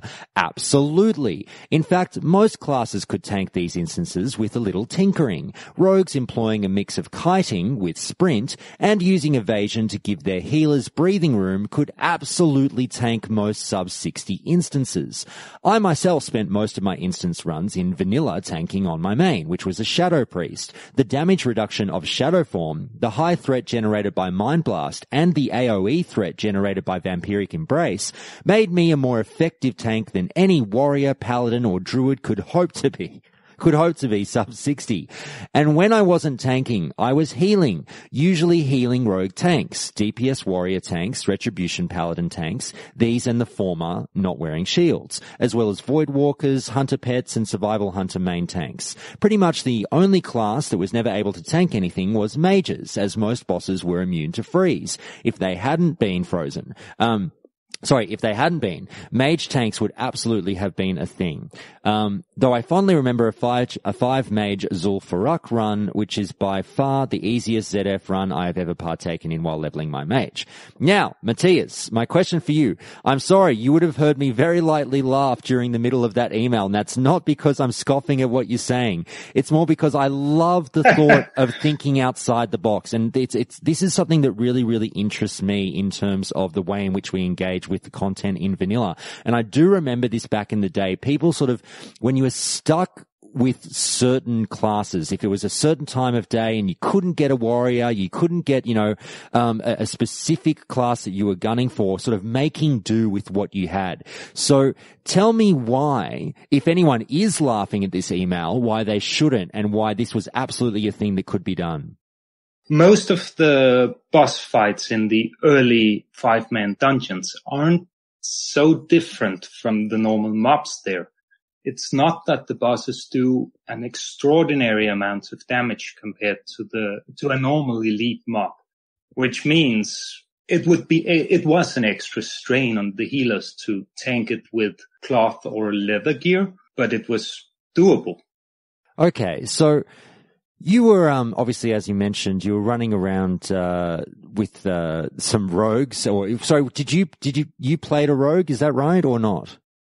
A shadow priest. I really realized this tanking potential being a shadow priest, which would be a very unlikely tank. Absolutely. But yep, keep going. Embrace ability heals everyone in your party. So if you have it on, and it heals for a percentage of all the shadow damage you deal a mob, you generate enormous amounts of AoE threat. The off-healing you do constantly topping everyone up. So when I was playing not healing, after I got the Vampiric Embrace ability while leveling, I would pull everything all the time. One of the reasons for using usual tanks was that you couldn't find a warrior. Most people were leveling with often 10, 20 levels below them. And if that was the weapon that the warrior was using, there's no way he could hold threat from anyone in the group. Just because you had a warrior and he slapped on a shield and went into defensive stance didn't mean you were sure you had a tank. Now, one thing I'll ask about is sorry, you did mention that your Shadow Priest obviously did okay tanking some dungeons at times. The reason I asked about rogues is, even though you didn't play one, you seem to have a bit of experience in running with them as a tank. What kind of techniques would you recommend to the confident rogue in attempting to tank a 5-man dungeon? I did it on myself on rogue also. But just only Dead Mines and Wailing Caverns, the early time leveled the rogue. But what is important for a rogue, if you want to try tanking, is to be mindful of your own health and the healer's mana. With the low mitigation that leather armor has, your health very, very low. You need to save your sprint and your evasion for these occasions. Evasion is that you pop it and you dodge half of the now you disengage the boss and kite him around, which is not really a problem in these cases when you sprint like this, is that one of the other DPSs will take aggro and ping pong aggro between DPSs. So the boss, instead of hitting, spends time running between DPSs. You mentioned obviously you said that all classes basically could have a go at tanking except for mages. Tell me a bit more specifically, and you did go into you mentioned one of the reasons why, but why should mages sort of throw away the dream of ever having a go at tanking a dungeon? The only damage reducing abilities they have is Barrier, the Absorb Shield, which is not very effective. Mana Shield, which all their mana very, very fast if you pop it on. They can kite very well. For kiting, you can't keep up aggro, so someone else will take aggro, and then you won't really be a tank. The Sulfurak run I did with 5 mages, that was what we did there. No one was tanking. We were just the bosses around between mages, because we'd crit at different times, and then the next mage had aggro and the other mage. And if we spread out, the boss would just constantly be running around. We got in trouble, were close to dying, we popped Dice Block and were saved. We had one fire mage in the run and he'd die to every boss. he didn't have ice. I love hearing about runs like that when you mix things up and, just take like all of one class and things of that nature. Tell me, during that 5-man mage run that obviously was so memorable for you and was a good time, did you have many people dying throughout the run, or did you get through unscathed? We got through unscathed. There was one wipe, mage I would regularly group with. We started the run, gotten the Mallet of Sulfurak to summon the optional Hydro boss. He had a knockback. So we got knocked into other mobs. Fair enough. All right. Well, one last question for you. Is this something that you're going to be encouraging people to do, or that you're looking forward to doing yourself in Classic, these strange formations and dungeon runs? I will probably be trying out a hunter myself. That opens up the possibility of saying, don't worry, my pet got this. Fantastic. All right. Well, look, Matthias, thank you so much for calling into the show to give your thoughts on people, obviously thinking outside of the box a little bit if they can't quite find their tank. And we hope to hear from you again in the future. Thank you. And that's everything from the listener calls for the week. And thanks so much again to each and every one of those listeners, and to all of you really who have called into the show at one stage or another and shared your fantastic thoughts with the Vanilla WoW community at large. This show is as much about community as it is about the game, and it will always feature the listeners' thoughts, from popular streamers to regular gamers. I love speaking to each and every single one of you, and look forward to more fantastic calls like those in the future. But as many of you know, the show not only features listener calls, but also listener submitted stories, read out in the dulcet tones of yours truly.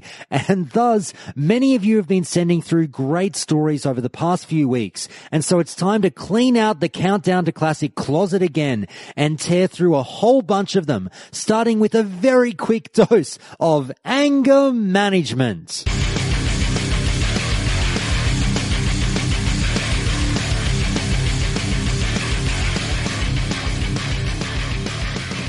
In anger management, we invite some of the listeners to send through some of their angriest thoughts about vanilla World of Warcraft, things that really give them the shits about the game or the community. And I got this one quick submission from the real Squawk over at the Countdown to Classic Discord, who says this: why does everyone talk about playing on private servers as if it's comparable to having child pornography on your hard drive? Like, seriously, people are so afraid to play private servers because the server may get shut down one day and all their player progress will disappear. So what? You were getting it for free on a private server anyway, and when one shuts down, another opens.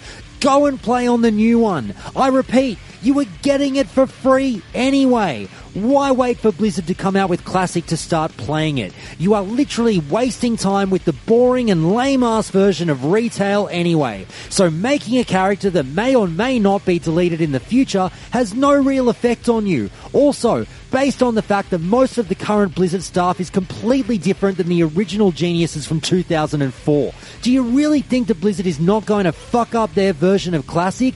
The community is so divided on what should and shouldn't be done that no matter what Blizzard does, half of the players will be upset. You all should be grateful that some dude in Europe opened a server that you can play on for free to relive your nostalgia, not to mention all the GMs who work for free on them to ensure that you have an authentic vanilla experience. Honestly, if Blizzard does somehow manage to not fuck this up, or end up really making a no changes version without an in-game shop, which I guarantee they will do, why would you be willing to pay any money to them? They have destroyed one of the most amazing games to ever come out in the history of gaming. For that alone, I won't even switch to Classic when it does come out, unless of course they end up updating the graphics, or by some legal loophole they end up acquiring the ability to finally shut down the private servers. Then I will.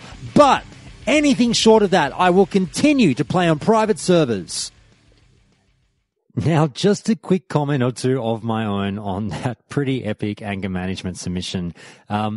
I don't agree with some of the points made there. However, obviously, I will defend to the death people's right to say them even on this show. This is a community-based show and everyone is welcome to put forward their opinions as long as it's not particularly offensive or anything like that. But there's some pretty out there statements put forward by the Real Squawk, and there's definitely a small portion of the community that have sentiments that fall in line with these in terms of the things like Blizzard not being able to do a version of Classic that will suffice, or obviously a number of users still winding up rather upset with whatever Blizzard produces, so they can't win either way. I do agree with those to a certain extent, absolutely, but I would stop short of saying that many people would be considering not playing Classic at all due to any issues that they might have with the way that Blizzard presents it to us. Now, as I've said before on the show, I still really think that for all the gripes and all the groans, I think most people who post relatively negative things about their anticipation of Classic will still end up trying it. And I understand where people are coming from in terms of the fact that they say they will never go there, they're perfectly happy on private servers, and why would I make the jump when I'm getting it for free, blah, blah, blah, Blizzard's just going to fuck it up.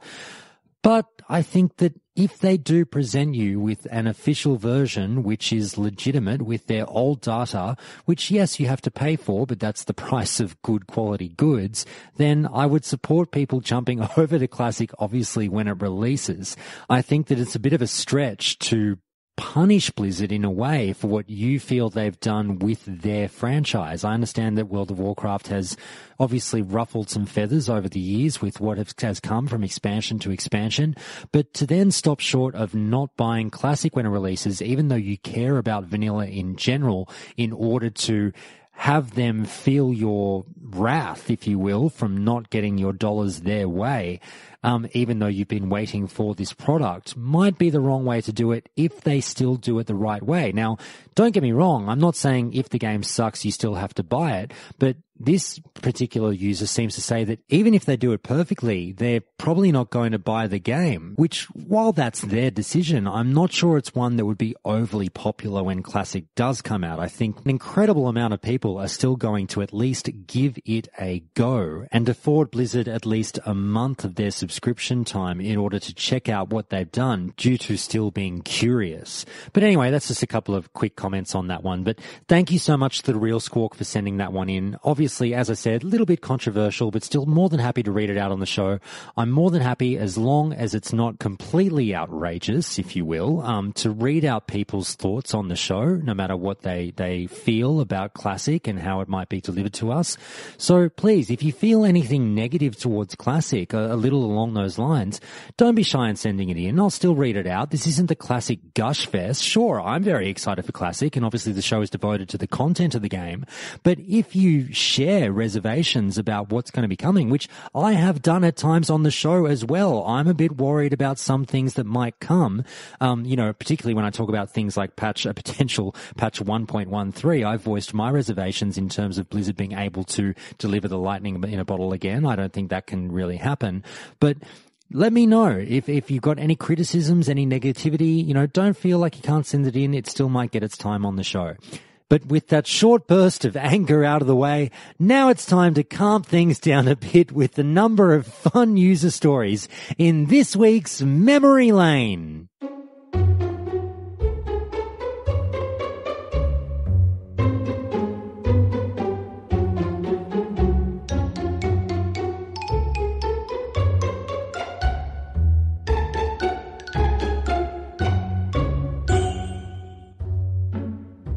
With Memory Lane, the Countdown to Classic listeners submit some of their fondest or funniest memories from back in the day with World of Warcraft. And there's quite a few to get through today, so strap in for the next 20 or 30 minutes and we'll take our time enjoying some of these fantastic stories. And I got a whole heap of them over the last few weeks. And thank you so much to everyone who has submitted a story, not only this week, but at any point in time. Thank you so much. It's your input that helps make the show. So we'll start with this one from listener Hellbop, and many of these can be found, by the way, in the Countdown to Classic Discord. So if you haven't joined, please do. It's an amazing space to speak every day with all of these listeners and myself about all things World of Warcraft Classic. And anyway, Hellbop tells us this. I guess I'll share one of the stories I remember from back in the day. It's been a while, so some things might be hazy. My little brother and I were very young when we played in vanilla, and we spent almost all of our time just hanging out in Ironforge. One day my brother was skipping through the city, as kids do, and screwed up and fell into the lava of the Great Forge. We knew it would cost him a lot to take res sickness, and he was very poor, so I decided I would try to resurrect him. It was a long way down, and I struggled to get within range. As I inched closer and closer to the edge, I ended up slipping and falling in myself. We both ran back on our ghosts to see if we could find any spot to resurrect that might allow us to climb out, or just hearth before the lava reclaimed us. We launched our ghostly selves into the pit. Only it was the wrong one. We were out of range of our corpses, so we couldn't die again to be sent back to the graveyard. Our ghosts were also now stuck. We had no idea what to do, and we ended up waiting for our older brother to help get us some GM assistance. Suffice to say, the GM was pretty confused when they showed up. We were scared to go anywhere near it after that, and I think that's a big reason we ended up leaving Ironforge to go back out into the world and level again. We used up the entirety of our computer time for the day stuck in the freaking Great Forge. And next we have this one from listener Jonathan G, who says this. Hey Josh, I'm John from BC, Canada, and I was turned on to your podcast for the legendary John Stats episode, as I'm sure many others have been as well. I've since been going through many older episodes of Countdown and have chosen what I think is my most memorable of my many possible memory lane stories. This one has some great parts, but also an unfortunate turn of events, so brace yourself for a bit of a roller coaster ride. So, flashback to the early Burning Crusade era. World PvP was still very much a thing, though on its way out. I played an undead rogue on the Venture Company RP PvP server and joined what was a small but wonderful guild called the Night Watch. It was run by a husband and wife who were among the greatest players I'd ever gamed with. The focus of the guild was simple, RP PvP, as the server was intended for. There were not many pure RP PvP guilds out there, but this one was perfect, as it was small but active and tight-knit. For the first couple of weeks after joining, we would have regular world PvP expeditions, all the while fully RPing in character. The guild leader, the husband, would gather everyone together in a place like Gromgol and RP an inspiring speech to the guild about where we were going to attack, such as riding up to Duskwood in this case, how we were going to crush any enemies we came across, and we would all cheer and shout, then head out as a small raid, destroying any alliance that we saw along the way. Mercy was sometimes granted to lobies with a simple test. We would slash wave to them, and if they waved back, they would be spared. This brings me to the introduction of another member of the guild, an orc rogue named Jira. That's J-E-E-R-A. As the only two rogues in the regular group, we naturally bonded through RP on our expeditions as we worked together taking down high-level alliance toons. Now for the unfortunate part. The guild was disbanded, but not without a good reason. The guild leader and his wife posted a statement on the guild's website. Sadly, they had been expecting a baby and lost the child during the pregnancy. This was obviously a devastating experience for them, and they understandably took a step away from WoW to focus on real life. I tear up even now thinking about such a tragedy happening to someone so positive and fun and friendly. I've no idea where they are to this day, but I can only hope things are the best for them after so many years. But back to WoW. I was guildless for a short time before another friend got me invited to another guild. I kept in touch with Jira and got him invited to the same guild. We quickly got to know many of our fellow guildmates and regularly did Karazhan raids, which is still my favourite dungeon in the entire game. Flash forward a little bit, and I had a real-life buddy offer me a ticket to a concert in Seattle, which is about 3 hours drive from here. It was a last-minute trip on a long weekend, and there were absolutely no hotel rooms available for less than $400 or $500. I had known Jira lived in Seattle and let him know that I was going to be in his neck of the woods. We were just trying to find a place to stay. Without hesitation, he offered to let us stay the night at his place with him and his fiancée if we didn't mind crashing on the couch. We took him up on that and met him in real life for the first time, hung out, went for some great local eats and played some games together. I remember being at the concert, jealous that Jira was raiding Karazhan para with the guild and texting me updates. It goes without saying that when we were back at his apartment, I typed out some pretty embarrassing things to the guild from his character when he got up to use the bathroom. We're still BattleNet friends to this day and play from time to time. Last but not least, he was the person who introduced me to the only game I've ever played that was a bigger time sink than WoW. Cookie Clicker. That's it. Sorry if it's been a bit of a long-winded story, but I hope I got everything across. Love the podcast. Keep it up. Next, we have this one from Neil, a previous Countdown to Classic interviewee on the show, and Neil tells us this. Okay, this will be a long one. Let me tell you a story about Neil, the Fury warrior who obtained the first and only Thunder Fury of his guild. At the beginning, our guild was a ragtag team of French-speaking and English-speaking raiders trying to get MC done. We were average at best. It took us a while to get Molten Core cleared. However, I can tell you in clear objectivity that I was the best DPS player of that guild at the beginning, earning quite a name for myself. The rest of the players eventually learned the game and got better.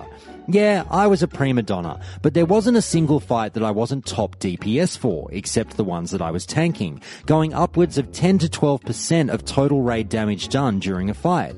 When a boss fight was going bad during the last 20%, it was common that the raid leader would call out, "Fuck everyone, just make sure Neil is up and we got this." When that first binding dropped, we clearly weren't ready for it.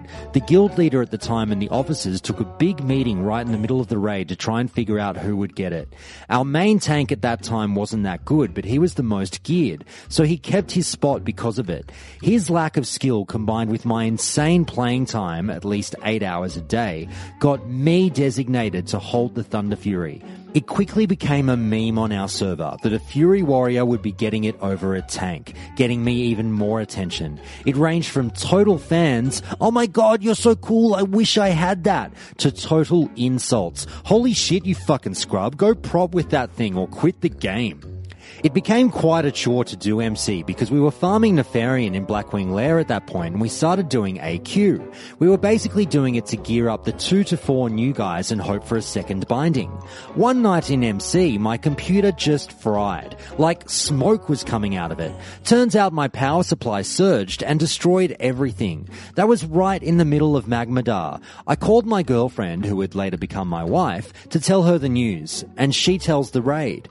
She also tells me that there's a second computer at her apartment. We weren't living together at that point, and that I could come and finish the raid at her place. However, the raid leader informed me via phone call that he wouldn't wait up for me and they had to keep things rolling. So I hopped in a taxi, my mind racing because I'm like 100% sure in my head that the second binding is going to drop while I'm not there. I get there, hop out, throw too much money at the taxi driver and fucking haul ass up the stairs to my girlfriend's apartment. I log on and we're right in the middle of the Geddon fight, the last 5%. I run from Mag's spot to Geddon, throw an arrow at the boss just to make sure I'm eligible for the loot, and the second binding drops. Madness ensues. After the raid, having farmed 82 arcane crystals of the 100 required over the months beforehand, and buying the rest of the mats, we headed on to Silithus to complete the sword. Some of my guildmates advertised in trade chat that Chaos was about to summon Thunderan to claim Thunder Fury. We get to Silithus. We move out to the corner of the map and the computer I'm using starts to lag the fuck out. It eventually loads to find that the Alliance are there to screw with us in killing Thunderan. I had real-life friends who were in an Alliance guild, and it turns out that they'd heard about it and made it their mission to prevent us from getting it. It turned into a huge open-world PvP battle with Thunderan in the middle. We get reinforcements and eventually wipe the Alliance for long enough to get the kill on Thunderan. It was the most memorable evening of my life. My wife likes to remind me of the evening that I screamed like a little girl over my excitement. Thank you very much for that one, Neil. Next we have this one from listener Ganoran, who tells us this. Warning, long story ahead, and it's only part 1. While leveling in Arathi Highlands on my first toon, I remember receiving a whisper from a guildmate, whose name I can't remember, the guild members or my old guilds. saying that he was taking a group of people from our guilds to Thousand Needles to help him tame a new pet. He asked if I wanted to join them. The concept of travelling to a far-off place for a class-specific task was one of the primary reasons I'd signed up to play World of Warcraft. Naturally, I accepted the invitation. Now, none of us in the group had ever been to Thousand Needles at this point, but our hunter leader had the page up on Thoughtbot as our compass. I had barely explored the world, mainly sticking to zones that were close to allied cities and towns, which somehow felt safer than venturing to more contested territories. Up until this self-given quest of ours, Arathi was the closest I'd ever been to Horde-controlled areas. We met in the wetlands and hopped aboard the ship to Theramore. Seeing that city for the first time was incredible. It instantly reminded me of the bases I would create in countless hours I'd spent playing Warcraft 2 on my family's computer nearly 10 years before. The iridescent glows of the white stone mage tower and barracks cut through the haziness of the atmosphere and grey-brown tones of the ground and water of Dustwallow Marsh. I could have spent an hour or more just admiring it, but there was a mission to complete and I wasn't alone in doing it, so we ventured forth.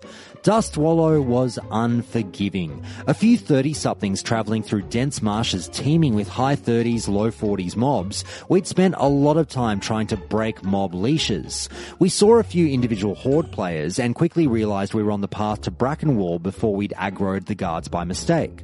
We saw the trees start to clear and the colours of the map begin to change. Suddenly, we found ourselves in the Barrens. Gold fields stretched as far as our cameras would render, a brilliant juxtaposition of the environment we'd just left. We turned south and continued our quest to Thousand Needles, passing plenty of Horde lobbies and the Razorfen dungeons we had yet to explore. We came upon the Great Lift and were struck with awe. A Grand Canyon-esque expanse, complete with some 200-metre drop just beyond our toes. We took it in for a few moments before boarding the elevator. We figured the lobbies we'd passed would alert higher levels in the area and didn't want to be around to find out what happened when a group of Horde players came to defend their home territory. We descended and made our way through the jungle of towering rock pillars until we finally came to our destination, High Perch. The area was littered with wyverns, our pets to be. We each targeted our mobs and clicked Tame Beast when we saw the red text, "This animal cannot be tamed." It was silent over Ventrilo for a few moments until we both bursted into laughter. We travelled so far only to fall on our faces at the finish line. We may not have achieved what we set out to do, but we got to explore the world that Blizzard had created for us. We were able to bond as a group and had some laughs along the way. Next we have this one from listener Pat's Knights, who says this. I can't remember what expansion it was, but it was a long time since I played my Blood Elf Ret Paladin. I signed on and noticed all my skills and talent points had been reset. I figured I was in a safe place, so I switched into Windows and started looking up my talent tree. Boy, was that a bad decision. I came back and noticed someone 15 levels lower than me picking away at my health. I had my PvP gear on and quickly scrambled Lay on Hands. I then tried to reset my skills and couldn't find my stun skill. My rotation was completely off. I ended up bubbling twice and chasing him down through half the zone, all while going through my talent points and skills baffled why I no longer had stun. I ended up killing the dwarf, then logging off and finding out that I was nerfed. Still a great memory. Next we have this one from listener Doofus Roy, who says this. I scrolled through the list of current episodes as well as searched here and didn't find something that I was thinking about for a topic. How about a show for level 1 twinks? It was something I remember dabbling with just around Burning Crusade and it was quite entertaining. I've been looking back over some sites about it as unfortunately I can't remember much about my Gnome Rogue, especially since anything below 10 doesn't register on WoWtoon archive sites. I do remember I was around 400 to 600 HP and had something like 85% dodge unbuffed. Stats scale very differently at level 1, so there were ways to have dodge up to 100% actually, before patch 2.4.3 killed that. I remember dueling a guild buddy as a test that was level 60 at the time, and he only did auto attack as a hunter with a passive pet. The duel lasted well over 10 minutes with me getting him down to a fairly low health. I never had a chance to do very much as the realm I was on was ultra casual. I'm now reading about twink guilds that would raid like this. Things like having a lock summon a Doom Guard and treating treating it as a full-on 40-man raid, I think this is something that really shows how Classic and its mechanics can touch such a wide variety of playstyles. Next we have this one from listener Disco Daisy, who says, "Hey Josh, I wanted to once again thank you for a great podcast and also give you another wall jumping memory. Back when me and my friends were all level 60, we used to sneak into Ironforge, or well, more or less corpse run into Ironforge since we would get slaughtered on our way there. Our goal was to get to the auction house. Once we reached it, we died outside and then we wall jumped to the roof as ghosts so no one would see us getting up there and then resurrecting. It was usually me, a mage and a warlock, and we had filled the warlock's bags with soul shards just before arriving, so now it was just a start for recruiting people for a raid. The Horde forces just grew bigger and bigger on the auction house as we summoned every person that we could. More raids started and it was just hundreds of players looking down at all the Alliance scum. Then the massacre began. Every Alliance player tried to run into the auction house and they just got nuked in a second with all the casters on that roof, and we stood there for hours and hours just killing everything we could reach. Those times were so much fun, and I'm always going to miss the wall jumping days in vanilla. I'm pretty sure they'll get rid of wall jumping in the new release of Classic, which is very sad for all of us in the wall jumping community. Best regards, Disco Daisy."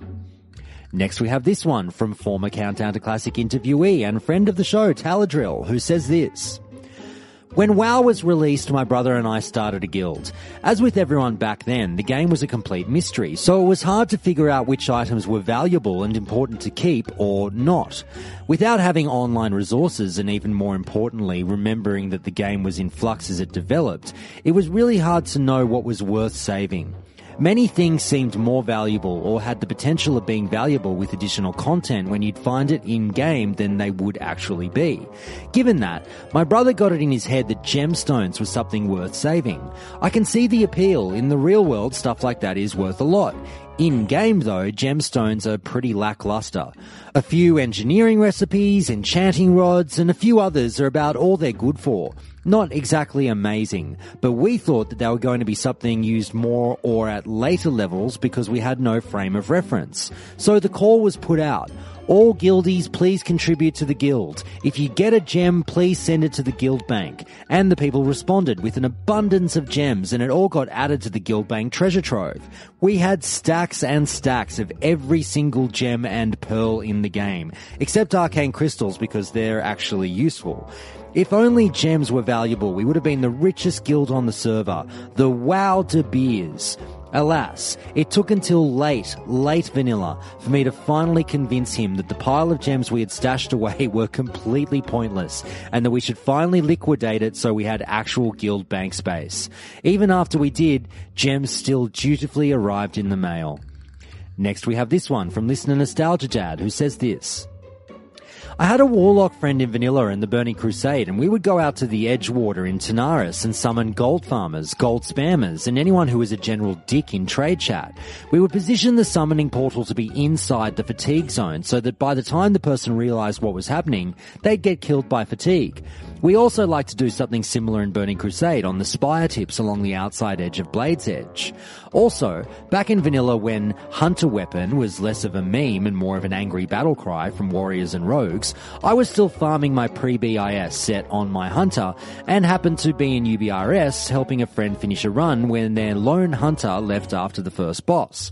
I had a terrible time in Dire Maul getting the Barbarous Blade, and so I was still using some random green of the monkey two-handed axe. Well, the Dalrend main hand dropped and I decided to roll. When I won it, much to my surprise, the two rogues in the group were furious and halved in protest. We had to 8-man the rest of the run. Well, fast forward 2 days later and I ended up in UBRS again, and with one of the rogues who lost the Dalrend main hand roll to me. Well, this time the offhand drops and I again win the roll. He proceeded to spend the next week blasting me in trade chat and the official forums for stealing his Dalrends. I never sold them, and on my level 80 character that I stopped playing in 2009, I still have them in my bags. Next we have this one from listener Moose the Dog, who says this: I'm finally getting around to typing this up. I have a strange knack for being able to do really good on-the-fly impressions of people that I'm listening to at any given moment. The rogue class leader in our guild had a really strange and distinct voice. I played a warrior and would frequently do light-hearted impressions of the rogue class leader in the warrior events channel. My fellow warriors seemed to enjoy it, and being a teenager and a bit of a prick, I decided to take the impression to the next level. One night as we were raiding Molten Core, Brutality Blade, at the time considered a top rogue weapon, dropped. In my best impersonation of the rogue class leader, I ordered them not to roll on it because they should give the warriors a go at it first. The rogues were furious, screaming in the vent channel, complaining to the guild leader and typing in the group chat. It took a few minutes for people to settle down long enough for the actual rogue leader to pipe up and set the record straight. I think I got demoted temporarily and was told by guild leadership to grow up, but all the warriors in the guild thought it was hilarious. Next we have this one from listener Byron, who says this. Hi Josh, I found your podcast about a month ago and have almost caught up to the recent episode. I find it great to listen to as it fills my day in as I work at unloading and reloading transport trucks. One of the things I find interesting with the people that you interview is how they all started near the launch of Vanilla and were aged from about 8 to 15 years old generally. I started on November 23rd, 2004, launch day, and was in my mid to late 30s. Now with the 14th year slipping up upon us, I'm almost 50. I still play now when the lore still draws me back in, and with the talk of Classic, it feels good to think of all the odd changes that have happened from then until now. Here's a story my friends that play now that started in Kata or Miss get a good laugh at. So, in 2004, I lived out in a small town with a population of around 250 in central Midwest USA. So the internet was spotty and dial-up was laggy, still better than nothing. I'd played EverQuest with friends for about 1.5 years when WoW was hitting the rounds of online talk. So we scouted it out and picked our faction and races and classes and waited for release day. At noon on release day, I purchased the game, and once I was home that evening, I installed it. Around 9 PM, I was ready to play, and so I leveled a pally to 10 on the server that we decided on and went to bed.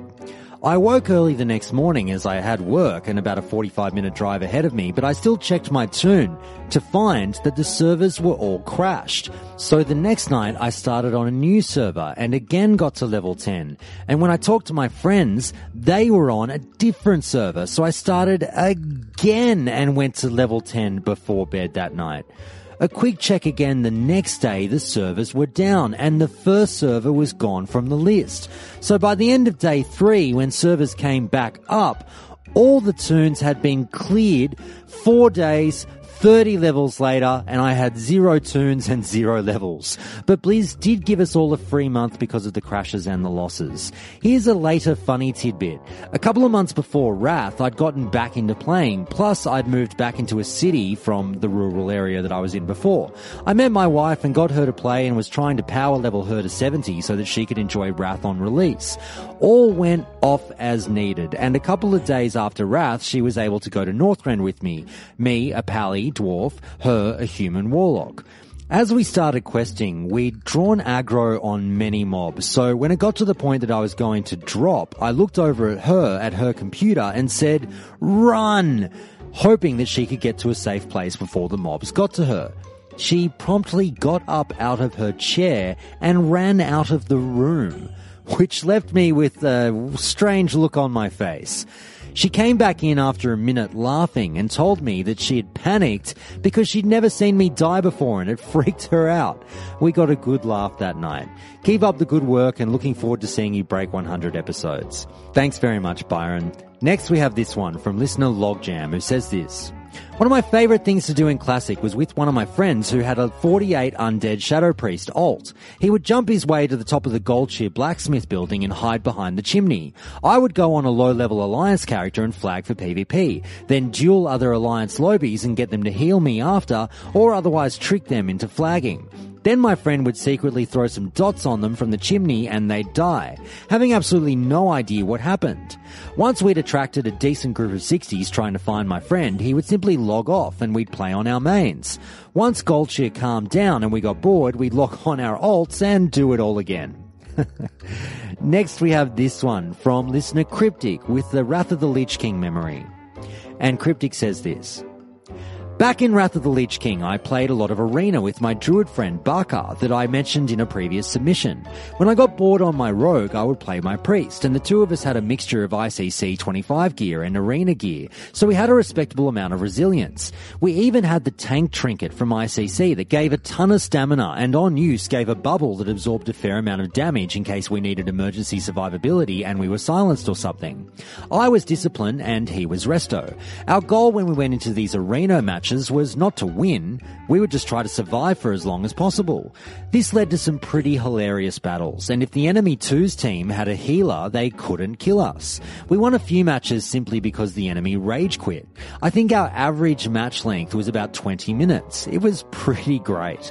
I remember a particularly long match where we fought a Paladin Druid combo for over 45 minutes, and in the end the Paladin abandoned the match and created a character on my server to tell me how much of a piece of shit I was and how I was making him late for work. I just laughed and we queued up to torment more helpless 2's teams. Finally, we have this one from the real Squawk again, who tells us this. In vanilla, I had a level 60 dwarf hunter named Thagan.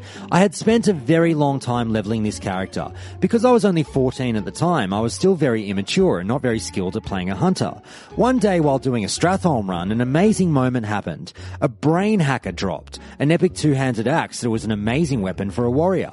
Me being a stereotypical hunter, I reacted by ninja-ing the item. I almost immediately got shamed within the whole server, having people shout, "Thagan is a ninja!" repeatedly in general and trade chat. Not only had my reputation been completely destroyed, but one of the guys in my group had somehow convinced me to give the brain hacker back to him by agreeing to pay me 200 gold. I very naively gave it back to him, only to find out that he had no intention of paying me back later. My reputation was ruined all for nothing, and I had to start a new character, a Tauren Shaman. And that's the end of a long memory lane segment. Thanks so much to everyone who submitted a story. I really do love reading those out for everyone. Now, for some quick housekeeping and cleaning up. I can't remember if I actually said this one before. I may have, but here we go again just in case. Borodin the Brave wrote in the Countdown to Classic Discord and said, "Hey Josh, about Stitches. You're both wrong. In vanilla, Stitches was a 35 elite mob, not 24, not 39, 35. Thank you so much for that, Borodin. I might have mentioned that correction already in a previous episode, but I thought I'd double down just in case. I'm not trying to get the wrong information out there. So I hope that's right. And Stitches is indeed, or was indeed, a 35 elite mob. If I'm wrong again, please someone let me know. But apparently that's what it is. Next, I want to go through a submission from listener Adventrium. And recently, Adventrium was kind enough to forego his prize that he won on the show recently in exchange for a shout out. So as you know, occasionally I've given out prizes through the Countdown to Classic Discord for being a Patreon of the show, and Adventrium won a recent prize. And he said, no, Josh, that's okay. You hold on to your money. Just give me a shout out, which I thought was very, very kind. I was very humbled and thankful to Adventrium for being that way. And all that he asked me to read out on the show was this. Josh, I'd take a shout out to my beautiful girlfriend Alison if that's on the table. I've played her the couple of times that you've read my posts and she thinks that's super cool. I'm still trying to get her to play Classic with me. And so, to go full love song dedications on you, Adventrium, I'll put on my sexy radio voice right now. Huge shout out to Alison and Adventrium. Thanks so much for listening to Countdown to Classic, Adventrium, and for playing the show to the lovely Alison. Alison, you know you've got a keeper when they're getting your name heard by thousands of vanilla World of Warcraft nerds worldwide in between chats about murlocs and totem twisting. So there you go. There's your shout out, Adventrium. I hope you enjoyed that one along with Alison. Next, I also want to throw some love to Robert P. over at Ko-Fi for the donation. Thank you very much. And for that matter, I'd also like to thank everyone who has signed up to be a Countdown to Classic patron recently, such as Ledoute and Kevin L. And everyone, for that matter, who has ever signed up or donated to the show. Your shows of support honestly do help provide the proverbial boot up the bum to keep going with Countdown to Classic. So I thank you so much to everyone for that. And finally, I'll bring you this bit of cleanup. And this was an email I received recently from listener Ole, who says this. Josh, I really like your podcast. Please keep the good spirit up. First, let me tell you a little bit about myself. I'm a 33-year-old dude from West Norway, and I've been playing WoW since 2005. I remember well raiding Ahn'Qiraj with her insane deep breath bugs and whatnot. AQ20 and AQ40 and Nax. I have deep memories from my time in vanilla, and I've also been playing vanilla WoW on Elysium/Lightbringer server, which is Nostalrius-like, and it's been great fun over there as well. There's only one thing that I actually want to tell you at the moment, and that's about the one and only WoW Radio. I would love if you could somehow link or promote people to listen to Total Biscuits, aka the Cynical Brits, podcasts. His podcasts were amazing for a lot of us back in the vanilla days, and I always listened to his shows when I was farming.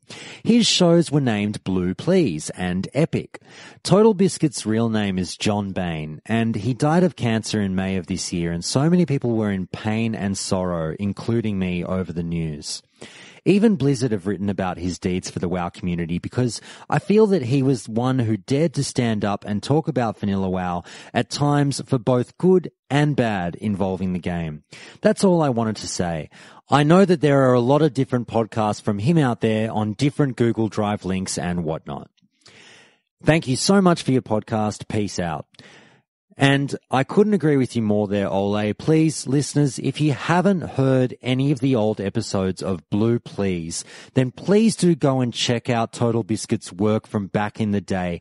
The Google Drive links are out there. I believe people have even posted them in the Countdown to Classic Discord at certain points of time, but they are great fun, and it gives you a really good bit of insight, not only into Total Biscuit's work, but also into what it was like going through vanilla WoW back in the day. And Total Biscuit did an amazing job with that show. But with all that, that's the show for the day, everyone. Please stay tuned to Countdown to Classic next Monday as I'll play you a couple more calls to the show. I'll be speaking with friend of the show, Daryl Marky Mark, all about a general patch history of vanilla this weekend, and then I'll hear from Deadly Boss Mods add-on author Mystical OS, all about DBM and add-ons. Unfortunately, I won't be able to stream them live as I'm moving house this weekend, and I think internet connectivity is going to be an issue, so we'll just have to wait to hear them on the show. And for that matter, I actually hope everything goes smoothly with the interviews in general. So on the off chance anything goes wrong, please be rest assured that the show will be back with you as soon as I can get everything settled again after the move. Now, just before I let you all go, I just want to shout out to some very dedicated patrons of Countdown to Classic. So, shout out to Flozy B, Palfurus, Permadrunk, Rarebit, Romani, Vianton, Wilson Ma, and Valaco. Thank you so much for your phenomenal support of the show. Countdown to Classic would not be the same without your support. I can guarantee you that. Also, a big thank you to supporters Bossman764, Hurlbert, Goodkisser, Myrtlebanks, Purgatos81, and Zudamos as always. That's it from me for the day, everyone. So signing off from Down Under. Have a great weekend.